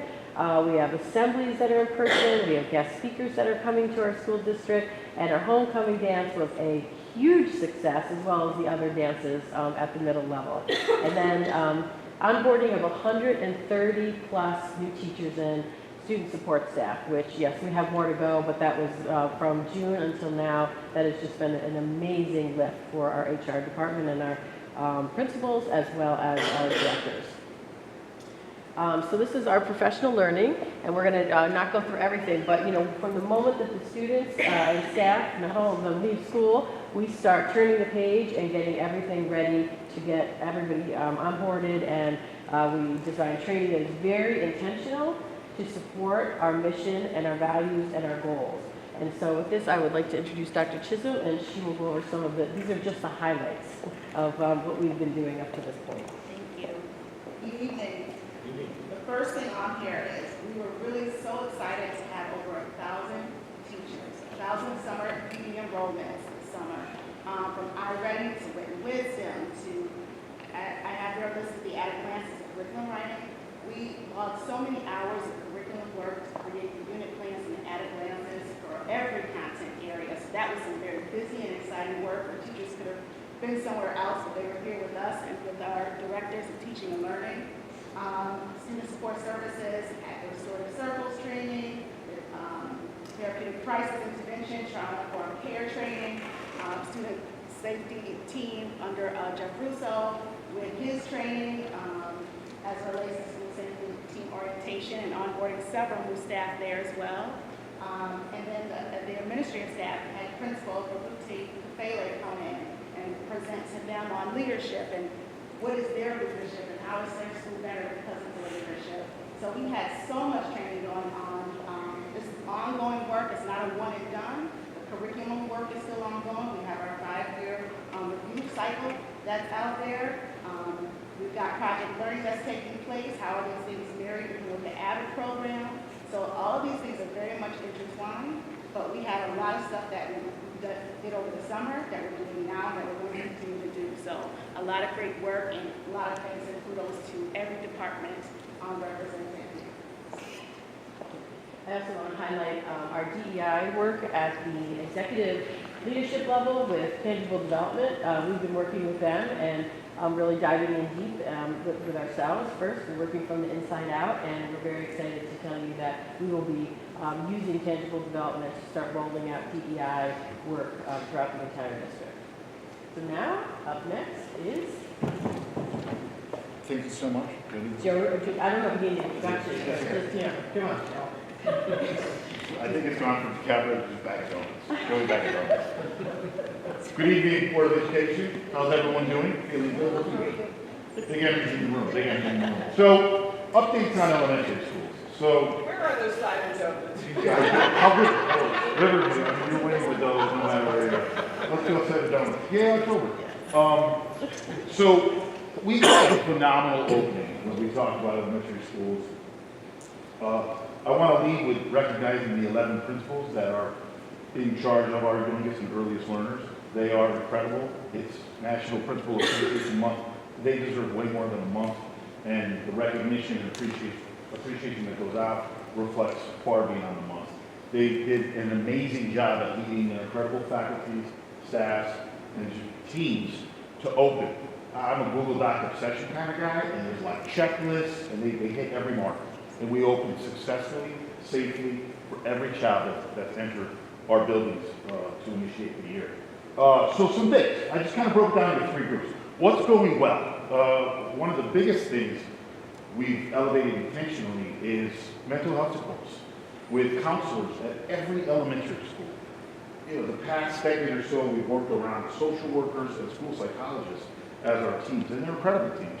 But to elevate that and add that third component with a counselor makes this team complete, and they're at every building. So that's been a really, really immediate success that children have, and families have really attached to in a good way. And it's designed around being proactive and not waiting for the reaction. We'll get into some detail about some of that, and we'll get to that, kind of what's in progress and what's new. Additionally, when we talk about instruction and we talk about curriculum, Wit and Wisdom is off to an amazing start. It's part of a new leadership curriculum, and in partnership with the Office of Teaching and Learning, we recognize between our principals, our faculty, our staff, the learning has to be ongoing. So with superintendent's conference days, dedicated time at faculty meetings, we're really intentionalizing the adults charged with delivering the curriculum with ample time to prepare, process, learn, while applying and teaching to our kids. So the learning is happening for the children literally, but it has to for the adults because we recognize it's new. We want to make sure those systems for feedback are ongoing so we can adjust, adapt, and really maximize what Wit and Wisdom has to offer with regularity. So those are 2 really successful components initially. Some new items. We've elevated, you heard Dr. Cotto mention this presentation. There's a nice consistency between some new items that we introduced with our summer enrichment. We rolled right over into the school year. And parent liaisons are one of them. Elevating their positions to full-time in schools, and this is community service from our community. Parents, caring, but now they serve in prominent roles in each building, and they help to navigate conversations that maybe come from outreach. Sometimes they don't. They're incident specific, or because I know that person in the community, I can have that conversation. And it transfers over to our systems within our buildings to make sure we're getting support we need. That most of the time relate to what's happening in the classroom, but oftentimes relate to what's happening outside. And our parent liaisons have done an amazing job. Big props to Dr. Cotto in the division for really onboarding those folks in a good way to make sure they feel fully kind of enveloped and just welcomed as employees in the district as much as parents. You'll hear from Jeff in a little bit, our Director of School Safety and Climate. At the elementary building, all 11, they now have security monitors. And you'll see bright red shirts with that Proud S logo. And they're the first face you see when you enter the building. They're working on entrances as we continue to kind of navigate our buildings to that single point of entry. It's more than just security though. They're about relationships. They're about that friendly face for our children, for our adults, for our visitors, for our community partners. And they're the first people you see, and it's heartwarming. They've been onboarded through Jeff's division, so the training goes beyond, that faculty or staff. I work with a child. They've got that building safety security piece, but related to building relationships. So it's not just like a heavy presence. There's a really warm, just welcoming vibe that comes from these individuals, and they're in every one of our buildings. Also new, we added additional elementary librarians and STEAM specialists. Librarians are hard to find in the state of New York. We were able to have 6 this summer. And where we couldn't find 11 for 11, one for every building, we were able to find common branch teachers with a specialty at teaching STEAM. So between those folks, we've elevated our special area work around library and made it encompassing to kind of move the library from books, which drives everything, but to makerspace, to hands-on, project-based learning. So much of what you heard from Dr. Cotto in the summer enrichment.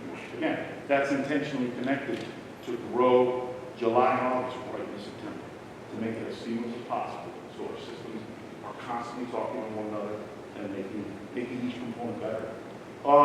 When I mentioned counselors, that's elevated our work with Second Step, which is a social emotional learning program and curriculum design. We'll hear some details in the earlier presentation, but really designed around peer-to-peer engagement, what social interactions look like, the idea of growth mindset, appreciation of process over time, not just a singular achievement. Our counselors are leading the work on that as early as pre-K. And having been at Gates this morning, I had a phenomenal conversation with a pre-K student. I mean, he's 4, walks right up to me, shakes my hand. Hi, how you doing? I'm John. How are you, Mr. D? What do you think of Spider-Man? Bam. Had a 10-minute conversation. And I'm like, I know what I was like when I was 4, and it wasn't like that. It's just so proud and just amazing to see that when you take limits off the kids, they're going to surprise you beyond what we ever expect.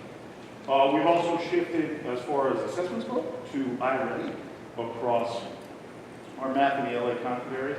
These are really great assessment tools that we're just digging into systematically using that data to drive instruction.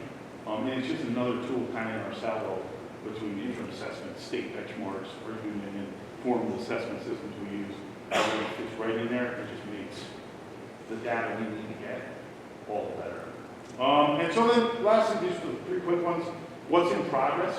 Well, the iReady falls right in with our MTSS work, or multi-tier systems of support, that focus on our pre-K through 5 students.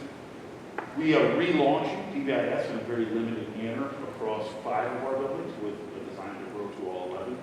About a decade ago, 12 years ago, PBIS was initially rolled out. The program has changed, positive behavioral interventions and supports immensely. It's become much more, initially it was very much incentive driven and it was very strategic on categorical.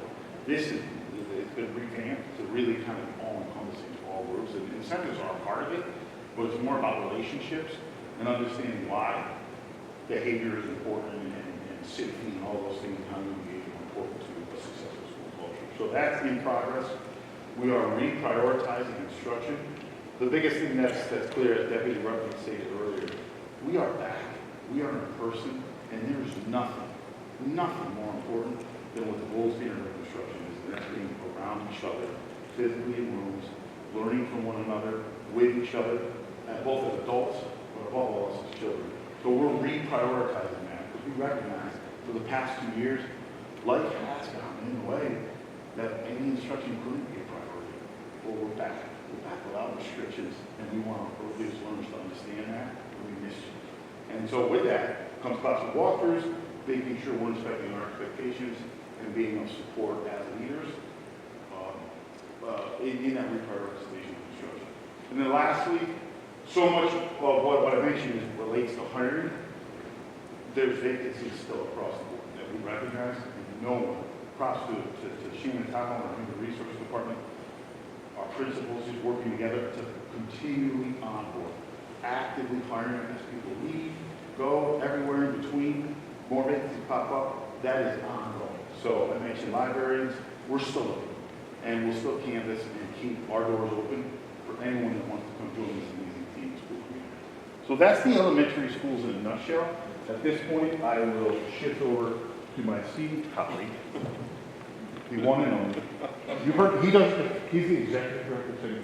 Tyler O'Neill. All right. Woo! Yes, sir. All right. Well, thank you guys. Thank you. They got a lot of side donuts. Yeah, I gave up bread. I haven't had a donut in a while.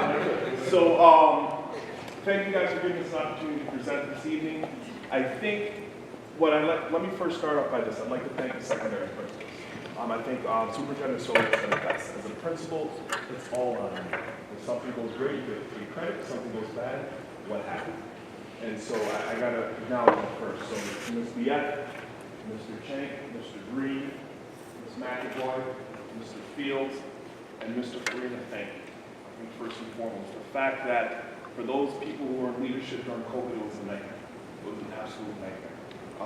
To meet this demand, that demand, our kids separated, how come our kids aren't going to school? And now, let's be honest, we're at a sense of normalcy, but we're still not there yet. We can't say we're post-COVID, because people are still getting it. It has a different impact on students and families, so we still have to be respectful of that. Now, with that being said, let's talk about the middle school. What's going well? I think when I want to summarize the middle school, about consistency across 3 buildings. So you have 3 buildings in 3 different communities, and how can we provide the same academic experience for all? I wasn't here for a while. I've been here for 8, 9 months. Great new leadership in some of the buildings, and great old leadership in some of the buildings, but what can we do to align all the practices, all the courses? When it's all said and done, if you go to Central Park, or you go to Mount Pleasant, you get the same academic and social experience. That's what it's about. We're not there yet, but we're going to get there. So, something as basic as buildings all have the same bell schedule. I think that's important. So if a parent calls one school, on accident, what time you got to start, it's the same time as the other one, so same experience. Or if you have a student that has to transfer from one building to another for any amount of reasons, there's no impact. Grade 6 is now departmentalized. And so you may have a different theory on this. Some people said, we like the self-contained model for 2, math and science and English and social studies, but it is, think about this. We have a middle school model at 7, 8, now we transition up to 6th grade, correct? And so now they get that experience, that true middle school experience. What does it mean to have a social studies teacher? What does it mean to have an English teacher? What does it mean to have that science teacher? So typically, those transitions look really rough in 7th grade. So, it's a little tumultuous in 6th grade right now, but they go through that bit of freedom. You have one teacher in 5th grade, one teacher in 4th grade. Now we have 6 or 7 and 6. What's going on? And I get to walk in the halls by myself, right? So that's a great experience. And just to reemphasize what Joe said, the idea that you have safety officers, you can say security, but it's about relationships. Take the titles away, right? Take the titles away. When a student walks into the door, what do they see? Is that an adult that I can trust? If I'm having a bad day, is that an adult that he walks up to me, he or she walks up to me, hey, what's going on? How are you doing today? So I like the fact that we have these, but to me, parents, safety officers, we have adults who know our kids and can provide the best opportunity for them. What's new, and I emphasize this at the beginning, same academic experience for all students. So if you go to Mount Pleasant, if you go to Central Park, or you go to Oneida, you should see the exact same courses. And we had meetings about this, and we just hope to get better. All right? Avid in 6th grade, and I think the key with Avid in 6th grade is, and I learned about Avid this year, is that whole idea that focuses on organization and study skills. So you're a middle school student, you have 1 teacher, now you have 5 teachers. What does that look and sound like? I have and happy National Girls Day, I got 2 girls at home. Well, I got one when she's like 21, 22, and I got the one who and my wife. So it's just me. So when I tell them it's this particular day, they're like, oh, it is, isn't it? So that's my life at home. I just walked around my head down. But anyways, but just the idea when you have someone that's in middle school, how important is organization? You have 1 teacher who kind of did it all for you. Now you have 5 different teachers, 5 different expectations. What does that look like? So really, Avid for all 6th graders, let's go to 7th, be a little more selective, right? And the process just follows through high school. I-ready diagnostic assessment, I think that's great. When we look at it, it's not another test, it's just what supports does the student do. Because really, let's be honest, state assessments are back, right? And that's how we're judged as a district. It's unfortunate, but that is our reality. Every student has to do it. Every 3 through 11, because by the time you're senior, you're done. 3 to 11 students have to deal with this. So it's really, we have diagnostic assessment. I don't want to say deficiencies, what are your struggles? You're still young, right? And how can we support you? And in progress, PBIS incentivized positive student support group. Thank you, Erica, okay, for her work with that. Good credit where credit is due. It is really consistency across the 3 buildings. Is it where we want to be? No. But I think as time goes on and we start working together as a unit, as a team, okay, what does it look like in Medina? What does it look like in Central Park? Just building that consistency. And we have an ID system in the high school. I think it's great. And it's really identifying who students are. Let's plan for it at the middle level. Let's plan for it at the middle level. So, and I'm even going to say this, what about elementary school? I think security matters. I need to put it like that. But we should be able to account for every 9,000 students in this district. That's just where we are. And just Joe said, I want to speak about higher vacancies. I don't think it's a Schenectady problem. I don't think it's a capital district problem. I think it's a national problem. It's just we have a ton of vacancies. And I want to thank the SFT members for pushing it to support classes in that college. High school, I'll say this. Mr. Green. All right, he has a big task now. 2,600 students, and it's a lot. And I'm going to go down to bullet number 2. Because when you walk into high school now, it's a different feel. You look down this way, it's empty. You look down that way, it's empty. You talk to the kids. How you it's kind of boring. Why? It's kind of like school now, right? And I think the school starting to match his personality. That's what you want to do. Okay? It is more than just the instruction itself. You have to believe in it and believe in that. And so when I sit back, I walk in Mr. Green's building. He doesn't know I'm there sometimes, right? I'm just watching how he interacts with the students. They believe in that matters. And so it's nice to say that hallways are clean, but what does the data say? So I said these 2 things right here, and when you talk about suspension rates, that's 21-22, and 22-23, you see the numbers right there. And chronic absences, right?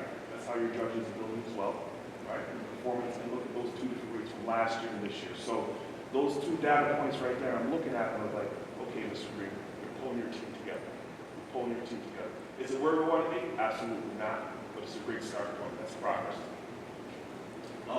When we talk about what's going on, the leadership communities at 5 at 9, just creating that experience for freshmen. I'll talk about that in a second, but I like the fact I'm giving some change. Props for this city's or campus. We went down there. I think it's, the only word I can use is awesome. You know, we always talk about college and high school. What's college and high school? It's advanced students taking advanced courses, right? But actually, we did. We actually had freshmen on a college campus. And when we talk to them, they think they're in college. No, you're only 14, my guy. Sorry. I'm sorry, right? But they really do. It's like, oh, we like the Starbucks and, right? Listen, we get the freedom, but these are the things that was the intention and experience and choice. So how are students engaged at the secondary level? When you give them choice. And that's amazing, right? Proctor's Theater internship, I saw the teacher galloping across the room, and I saw kids, and everyone smiling. You know, typically not, secondary. Some kids, they're leaning back, their heads down, but she's smiling because they want to be. And I just see these programs that we're doing. I think it was last year, I don't know, it was a big task. Okay, what are we going to do? We want to redesign everything. Okay. But at the same time, you said give them choice. It gives students choice in year 1, what's it going to look like year 2, year 3, year 4, and I see the vision. Freshman Leadership Academy, obviously we talked about adding the CTE program. I don't know, Kirk Redmond, I think this is his brainchild, he says, okay, if you're going to have these leadership communities, and some of you guys may understand how high school works based on electives, right? But it's about student choice. How could you give those students an experience in 9th grade to help them make that choice there for their 10th and 11th year, right? So it's typically, what do you like? They look at you like my kids. What do you like? I don't know, right? So we designed the CTE course where there's a humanities, there's a business, there's a STEAM course. So they take a little bit of each for 10 weeks, and they may not make that choice now. At least you're giving them, okay, these are leadership community, this is what the course is like. By the way, if you don't like it, you can switch. It's just okay, all right? Also, esports league, Superintendent Soler talked about it earlier. I even looked that up on Google how to pronounce it, I still don't know. Okay. And the business entrepreneurship CTE program, once again, that's just another student choice. We have the 4+1, so what is the 4+1? You get your 4 regents, and instead of in lieu of the Regents exam, you get that credit right there. So you're all set. So I think we're doing a lot of great things, and I think the biggest piece right now is the secondary units. What does that mean? I think last year we asked individual, we surveyed what you guys think. We built a solid foundation. Now it's time to build the program itself, right? And what does that mean? Now let's take working with the teachers, working with the leadership principals, working with T&L. Let's take a look at what the humanities leadership community offers. Okay, let's audit the courses. What are we missing? What experiences are missing? How can we supplement? We're not going to do it all in 1 year. We have 1 or 2 courses per year, 1 or 2 experiences per year. That's how you build the program, right? And so really, the age of accountability is back. MIPS are back at all full term, right?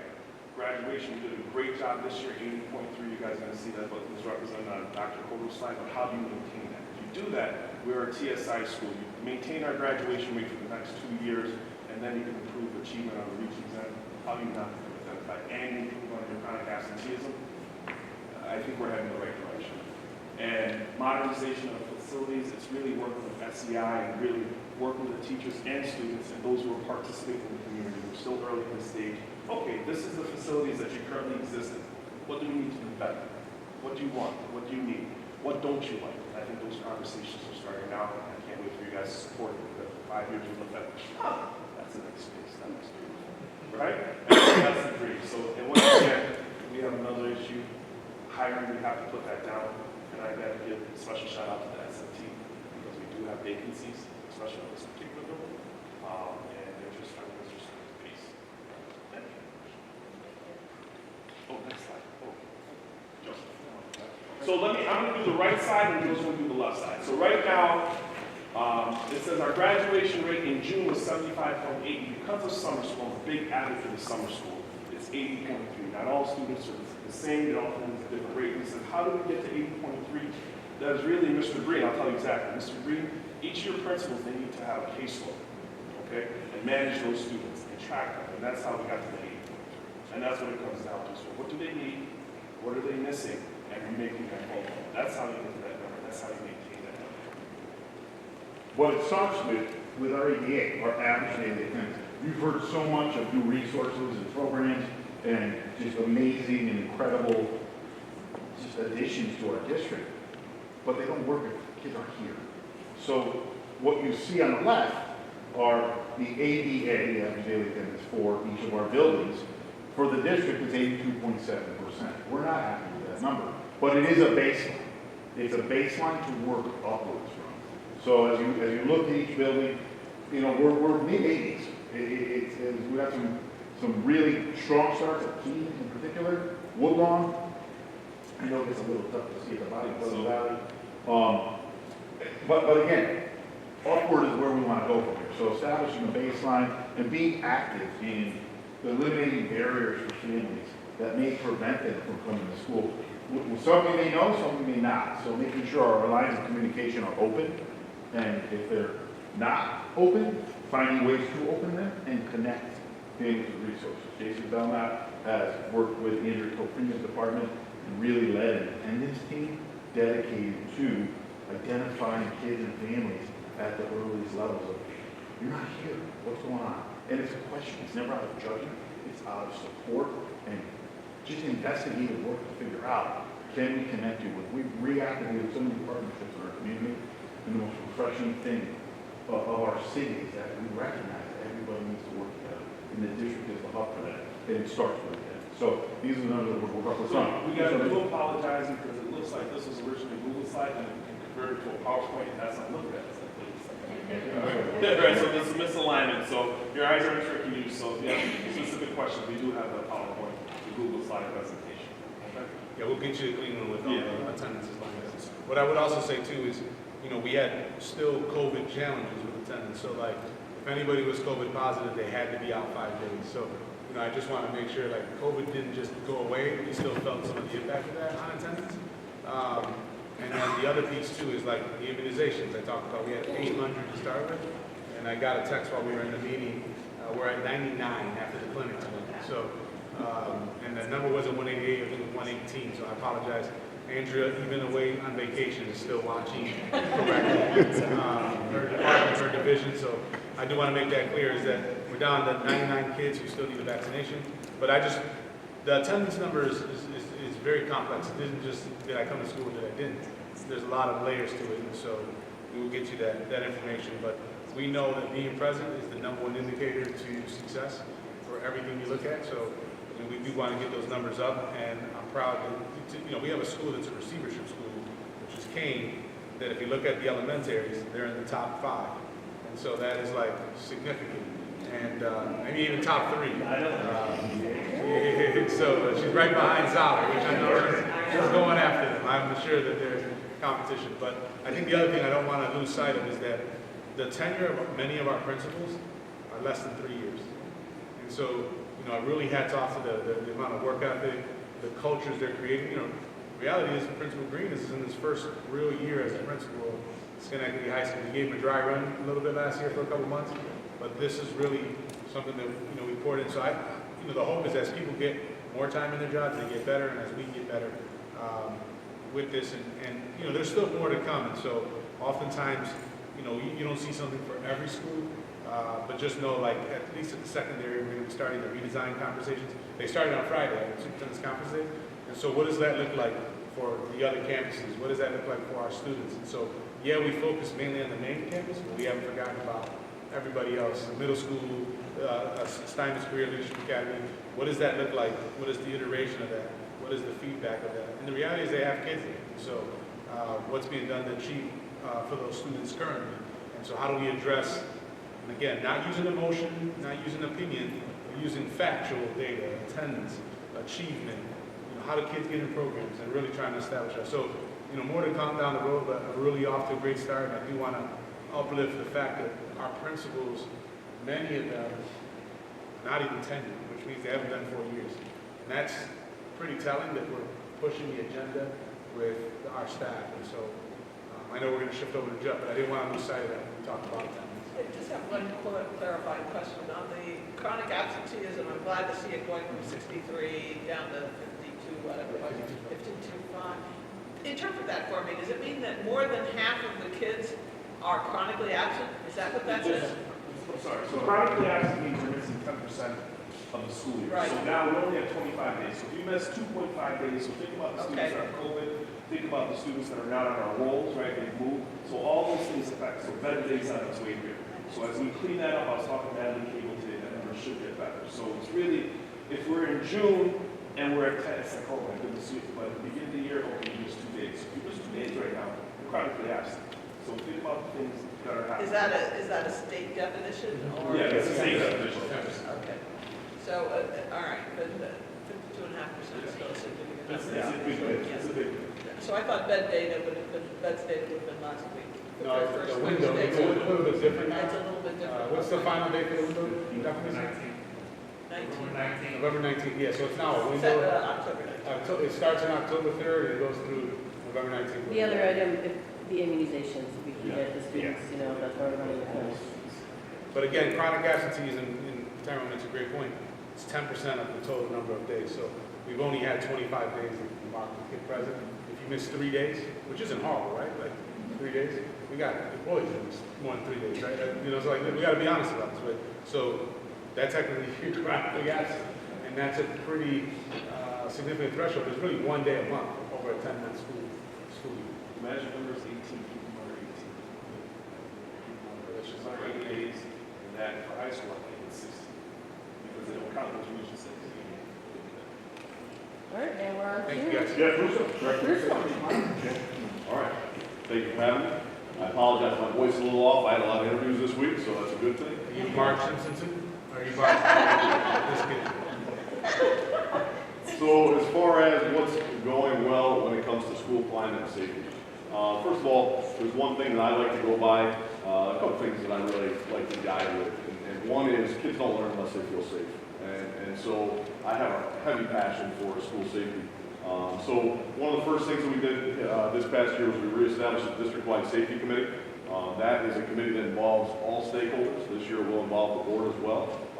We brought in the police department, the fire department, we brought in probation, we brought in every different community agency that we could that deals with safety, the Unified Command Center. And basically, we meet bi-monthly. We started last December. We've met bi-monthly. We talk about district-wide general safety issues. So we'll get into that a little bit at another date. We reestablished building level safety team meetings. So what that means is that you have a district-wide plan that you discuss in your district meeting. We also have building level plans that they discuss at their building meetings. Now, the building teams have not really been meeting over the last few years, just like the district team hadn't met in a couple of years. So these are relatively old concepts that we're bringing back again. These are things that should exist in the school district. So district-wide committee, building level safety committee, those are meeting. They're involving people from the community, they're involving on the district level, the building level they involve, whether it's the safety officers, principals, anybody that has to do with that emergency response, people that run the drills, they're meeting and they're starting to talk about what would make our building better. And that in the end is the goal, is for every building to get better. When it comes to the safety team, we've put members in every building. When I came here 11 months ago, we had one safety team member in the district. We're up over 50 now. I think that the best picture on this entire slide is down in the bottom left there, or I'm sorry, the bottom right, the left-hand side. That group picture is mostly the safety team. It does have some parent liaisons in there as well. But out of that picture, that was PD Day on Friday, we had, I'm going to say out of 60 people, at least 35 were from Schenectady. That team was built intentionally from the community. They represent the community, they have great experience. They are called school safety officers and security monitors by civil service title, but as was mentioned earlier, the focus is always on relationships. One of the things that we brought over the last year was anytime we bring on a group of safety team members, we put them through an orientation. The orientation focuses on everything safety. So as you see the bullet there, it says TCIS certified, certifications required. Basically, we had a lot of parents in the past that, well, maybe they took TCIS, maybe they didn't take TCIS. It's a requirement of all of our team. It helps them focus on the relationship piece, the life space interviews. It helps them start to build their counseling skills so that if they want to continue on into a career within the school district, they can. But it all leads to forming that team that's going to work with our kids and families. We upgraded our ID swiper system, the security and video systems for all buildings.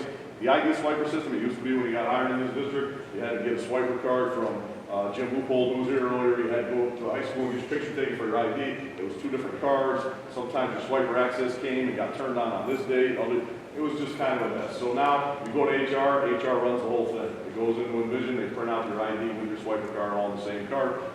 It's a new system that is fully operational right now. All of our access system was taken over to a new software system. It allows for better tracking of who's coming and going from the buildings. As far as video cameras and all that, we have not added a ton. What we did was we took everything we had and we started using it to its full capability. There was a lot of good product in the district, a lot of good resources in the district, in the area of 600 cameras district-wide. Unfortunately, we weren't running it on software that was really doing a good job with it, so now we are. Now we have people who are exclusively dedicated to the cameras, and basically, when an incident happens, schools are able to utilize them immediately. So there's become an immediate response with safety security for any incident that happens. Student ID system we created, Tyrell touched on a little bit. It's a pilot program in the high school this year. We took our Infinite Campus program, that was our student data, and we took on a module that basically will create a student ID for everybody. They have a lanyard, they wear their ID. Basically, they can be scanned when they walk in the door of the building. You know everybody that's in the building all the time. We know when suspended students are trying to come into the building. Basically, it's given us a tool to make sure that we know who's in our buildings all the time. We recreated visitor entrance on the high school. If you haven't been there, on the E-wing, the new visitor entrance is the left-hand side of the E-wing. When you go in that door, there's actually a pass-through window that's being constructed this week. And through that pass-through window, we can handle all business with parents. Everybody, as you see a couple bullets down, the Raptor Visitor Management System. Last year, we had about 60% participation with the Raptor system because of systems not functioning properly. People had lost pieces of it from COVID, from closing buildings. Like, it just wasn't working the way it should. This year we opened all buildings, 100% visitor raptor management was being utilized. Shouldn't be anybody in a building without a sticker or an ID at this point, so we know who's in the buildings all the time. We created an incident command center. Again, that's the place where we monitor district-wide operations. We have synergy of efforts between safety and security. It's everybody's responsibility. I'll speak on that a little bit as far as that picture goes. When we had our PD on Friday, I got together with some of Dr. Koto's team. Dr. Koto and I have been working with Andrea Tope and talking about the fact that we have attendance people, we have parent liaisons, we have culture and community engagement specialists, we have these safety monitors. All these people are on the same team, and we want them communicating because they all work with the family. They all build relationships with the student, with the family, and what one piece knows over here, the other piece needs to know over here as well, and that's been lacking for a long time. There's been a little bit of a disconnect, so we're bringing those teams together. That PD, we brought everybody together to give a little bit of an explanation of what people's roles are, because a lot of people, you know, they hear names, they hear titles, they don't know what that is, so we're trying to make sure that everybody who's working in a building understands the roles of the other people that are in the building. Collective group training, that's what I was discussing, happened last Friday with the PD. But again, the focus with safety security was not to hire security guards for the buildings. The focus was to hire another counselor in the building, another pseudo counselor in the building. They don't have the education level, so to say, or so to speak, but they do have the ability to take on that training, the TCIS training, and they're learning. They're learning daily from the people around them, from the teachers, from the counselors, from the social workers. They're interacting with everybody in the building, and like we said earlier, when people see the red shirt, they identify that as a safety person. When we have a sporting event and anything else, we have them there now. Parents recognize them, and I tell them all in the orientation and training, even if you're just smiling, waving at everybody in the morning time, in the afternoon when they pick up their kids, you build a relationship, because now they see your face, they recognize you, you're part of the school. And I've had actually a couple of real good experiences with some of my elementary school security monitors who knew families that, you know, they would get that call at the front door, somebody's really here, they're irate, they're kind of yelling and screaming, and they would go in front, they would know the person. And as soon as they would see him, it would bring the tone right back down again. So it's been intentional in who we brought in as safety team members. And the training has been intentional, and I think that it's being successful at this point in time. Like Tyrone said, when you walk into high school, it looks a lot different this year than it did last year. I would say that's true with the middle schools as well. The elementary schools look great. I mean, facilities have done a fantastic job. I work hand in hand with Brian Dangler when it comes to facilities and safety. Those two things are often hand in hand, but safety is intertwined in everything that goes on. So I've had to really work with everybody, and when something happens, we have to address whatever safety issues are. Things that are yet to come, as I wrap up here, the district-wide climate survey needs to be done. That's a New York State Ed requirement. It should have been done to start this year. The reason we didn't get to the survey last year was because we were doing a redesign survey. We didn't want to over-survey people, so it wasn't worth it to try and do a survey on top of the survey. So we do need to get that done. So that'll give us a good taste of where things sit right now at the base level. Enhanced communication system. We purchased last year a radio system that, because of COVID, because of shipping delays, it is a couple months out still completing the system, but we will have all new portable radios throughout the district. Buildings will be able to talk building to building on the portable radios, which they've never been able to do before. That way our incident command center, who can monitor all the operations, can talk directly to buildings on the two-way communication system through their security officers, through their administrators in the building. We're also working with Unified Command Center for the county so that our incident command center can talk to the county direct on the radio, so when the incident and any type of significant incident, they can have a direct access point to the dispatchers for the county. Full integration, automation of building safety systems. We've just had a lot of really disjointed systems, like I said, when I got here. You push a lockdown button in one building, it did something different than what it did in another building. So now the buildings are being uniformed, they're being put all in the same place, so that there is equity throughout the district as far as every building has the same setup when it comes to safety and security. Full integration, and then a volunteer management system is something we're working on right now. Many schools don't have a good way to deal with volunteer management. It's something that I talk to a lot of schools, with Dr. Koto and Dr. Chisholm. We've been kind of brainstorming how do we fix this problem with volunteers without causing people to not want to volunteer. So, we really worked hard, and we have a couple things coming up that we're going to be doing some presentations on, but we're hoping to really strengthen our volunteer management system as well. So those are some of the highlights this year as far as safety, security, and the school climate goes. Thank you very much. So just like we can't teach students if they don't come to school, so Project Be Here is one of the big initiatives that we have launched.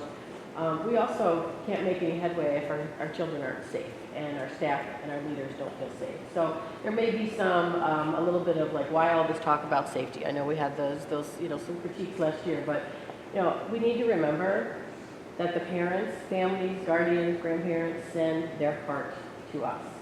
And we have an obligation to make sure that we have the checks and balances. And we don't want, God forbid, something really, really big to happen. These are interventions. These are people who are connecting with people who are connecting with children so that children don't have to get to a place that we have a crisis or, God forbid, catastrophe. So I know that there's a lot of focus right now on safety and systems, but if you walk the halls 365 days from last year, there's a difference.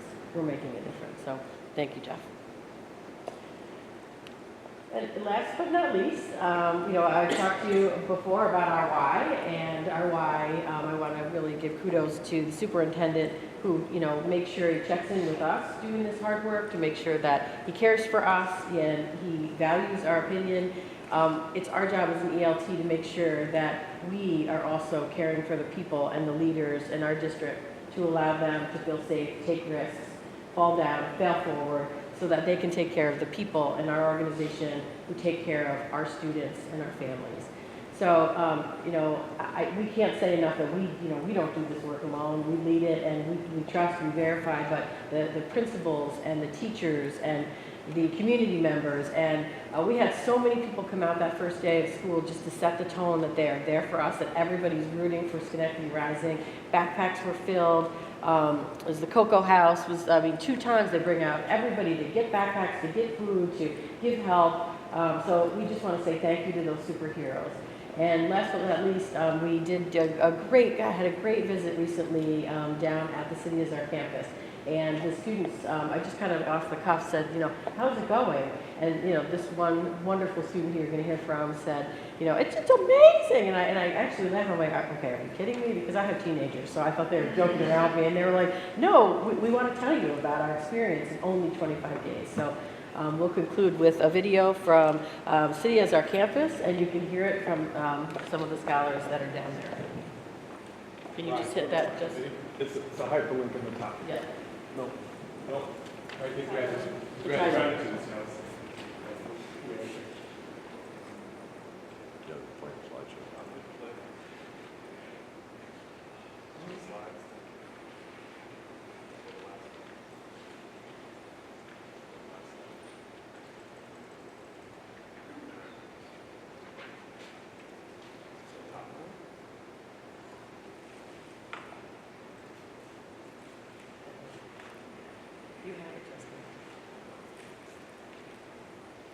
Oh, I do.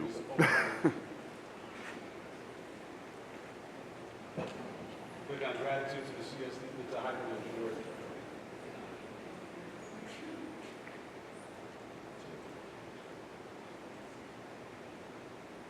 Everyone, if you just hit escape, you just copy the link and put it in the browser yourself.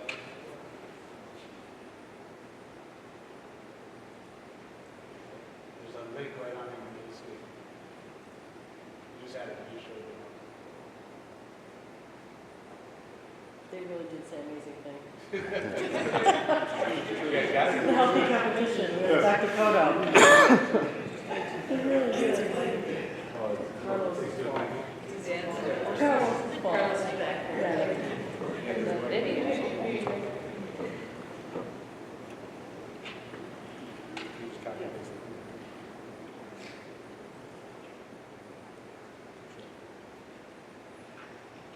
Control click. Control click.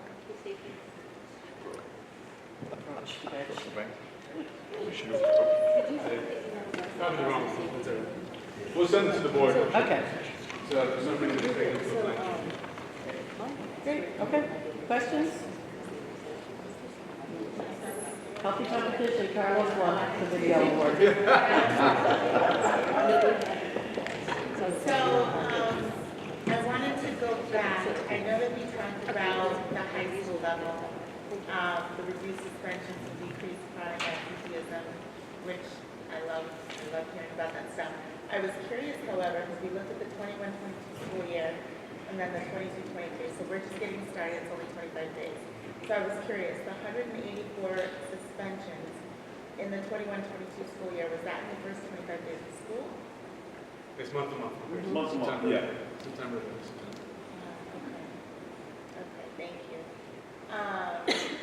And then the other question that I had, yes, so going to the safety piece, we talked about, I believe this new ID system, right?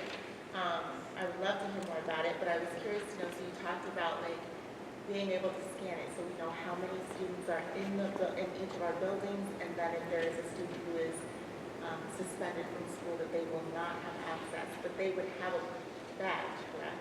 Right. So is it that the badge gets turned off, or it's notified in some way that they're suspended and not be in the building? So the student ID is an ID only, it's not an access card or anything like that. The code is actually a barcode that gets scanned. So when I scan the barcode, I have either a tablet in my hand or a kiosk in front of me where they're scanning. And it pulls up the Infinite Campus screen with their picture and their schedule. And if they're suspended, it says out of school suspended. So basically, the tablets are handheld that have scanners built into them. So the security monitors and safety monitors in the building can actually scan IDs like this, like walking in the proctors. So they scan the ID and it shows them the student's picture right on their tablet and says whether or not they're suspended from school. Yeah, so the goal would be is oftentimes, sometimes kids arrive at the door and the administrator may not be there, you may not know, and so just to keep, if you're supposed to be in school, you're in school, if you're not. And then oftentimes we have to still wait for a teacher to take attendance. Here, right before the day starts, we know how many kids are in the building. So if let's say there was a crisis, we'd be able to know how many kids physically scanned into the building. You know, and if you come in late, they scan you in, and now puts you into the school. So that's the hope. Eventually, we hope the ID can do more, like their meal program. It does not. Oh, it does the meals? Okay. It's their library pass as well as their meal scan. He's ahead of schedule. It's an accident, I can't think of it. Yeah, and so that's a great point. Thank you. We used it, so part of the, some of the changes that Principal Green doing with Kayla Miranda is also using the IDs at the athletic competitions. And so we want to make sure that there's some parameters around attending. And so, you know, if you were suspended from school, should you be at a game? And so they used it at the homecoming. It took a little longer, but they'll get there. They used the ID system to kind of scan folks in. They had a separate line for parents and then one for students. And many other districts are using like an online system. We at least are still allowing folks to purchase tickets at the door, but they got to have their student ID and they got to be a 9th through 12th grade student. And if they're not, they got to be with a parent if they're under 9th grade. Yeah, you learned that. You said in the middle schooler, huh? My daughter was like, oh, I was like, okay. Blame Principal Green. Just kidding. Thank you. Any other questions? I just think that we should remind people what TCIS certification is. Sure. We tend to use these acronyms and. I apologize for that. TCIS is Therapeutic Crisis Intervention for Schools, and it's the Cornell model for de-escalation techniques. So it's a week-long, 40-hour training. It used to be considered like the restraint training. It's not that anymore. It's now about 95% how to use your words to de-escalate situations. It does still have 5 to 10%, which has the actual hands-on restraint training, but that's why it used to be TCI, now it's TCIS for schools, and so it kind of has shifted to the de-escalation techniques. That's what it is. In our office of support, I think Donna actually is the one. I think are you the one on these, or is it someone else? Laura Alicia Backus. Yeah. Yep. So we do that all in the house, which is really great. And the volunteer management system, when is that going to be coming up? And the only reason, and I'm not sure if the incident or the circumstances I've heard about have been hindered by not having that in place or not. So I don't know if it's relevant, but I just am curious when it will be. Yeah, I can give you specifics later. So I think that we're looking at a module that runs through Raptor. So Raptor's our existing system.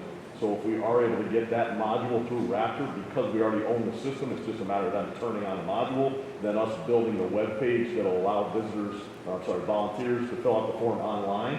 They'll go through a background check through Raptor, which includes a sex offense registry, it includes a general criminal background check, and it gives you an actual printout so that we can then set the parameters, because somebody who gets ruled out for working in the school may still be somebody we would allow to read to a classroom. So we have to draw the line as far, we will need to come up with the parameters on what rules somebody out, whether it's a misdemeanor or felony last year, or we have to set those rules, but Raptor might be the system that's gonna guide us, give us the printout and allow us to make those choices. So that's hopefully something we can get on. We have a presentation on Monday with Raptor. I'm hoping that if we can approve that and get that through, that we should be moving pretty fast. Within a couple of weeks, it should be up and running. Yeah, in some communities, they require the volunteer to pay $100 fingerprinting and stuff like that. So what we're trying to do is create a process that's not prohibitive of coming to volunteer connecting. So that's what we're trying to galvanize. What are we currently using? How do we leverage what we're currently using? And Raptor is what we use now when people visit our schools. And so how do we use that for volunteers so that we can make sure if somebody's reading to a kid, if they are a sex offender, we would have no way to kind of know that. So we want to try to remedy that as soon as possible. Well, would people who are associated with one of our partner organizations or nonprofits come under that, or? Yes. And because the situation I'm aware of, the person has been cleared, all the background checks, everything has happened, and not been allowed into the high school here for 6 months. And really, they're finding it difficult to fulfill the grant requirements that they've had in terms of doing. Yeah, we can follow up on that because that's the first I've heard of it. Yeah. I don't know if Principal Green is aware of it, but I'm sure he's always willing to take folks on. Yeah, that's the first I've heard. And I think that the idea is that human resources eventually can actually take a look at every single case by case and make a determination, yes or no, if we are able to clear that person. I'll tell you. Okay. Yeah, so you can get us that specifically. We can get Jeff and Shannon and Principal Green on board, but I'm sure he's never heard anybody. not So hear we it. are going to transition. I did tell the students that they were going to be famous, so could we just like watch Oh, the it is? video? It's 2 Fine. minutes, All so right. we're ready. You know, they're probably watching. So we're just going to watch that and then we'll transition away. And There you go. She wanted to beat Carlos. The opportunities with our city as our campus programs have been extraordinary. The kids and their families overall will say how appreciative they are of having the opportunity for their students to be in a college atmosphere and a musical theater atmosphere. And our students are doing wonderful jobs. We get compliments all day long about how wonderful our students are and about how they're jumping in and taking full advantage of the opportunity. I like it because this is what I want to do live, so it kind of just alluded to how college life would be, and I don't know, it makes me happy to get up in the morning, go somewhere that I know I'm going to enjoy it. I love theater. I love singing. I love dancing. It's just, again, I want to go to college for it, and I love doing it. It's what I want to do with my life as well. And it's a great experience, and it's very flexible, so it just makes learning a lot more fun. Just a really good work environment because, you know, like, kids like me, like, I only want to go to high school because there are going to be so many distractions, so many kids who want to like, move up instead of actually working. It's pretty college for us. I just like the freedom again. It's really a cool experience. Everybody's really nice, learning a lot. Media, information, more analyzation when it comes to art, like just analyzing stories, storytelling, learning how to read music with Mr. Gleason, just rhythm, lots of things that I'm going to do. The people here are also really nice and supportive, the teachers are really supportive. I agree with what Gianna and Jasmine said. It's a good head start, and it's something that I really do.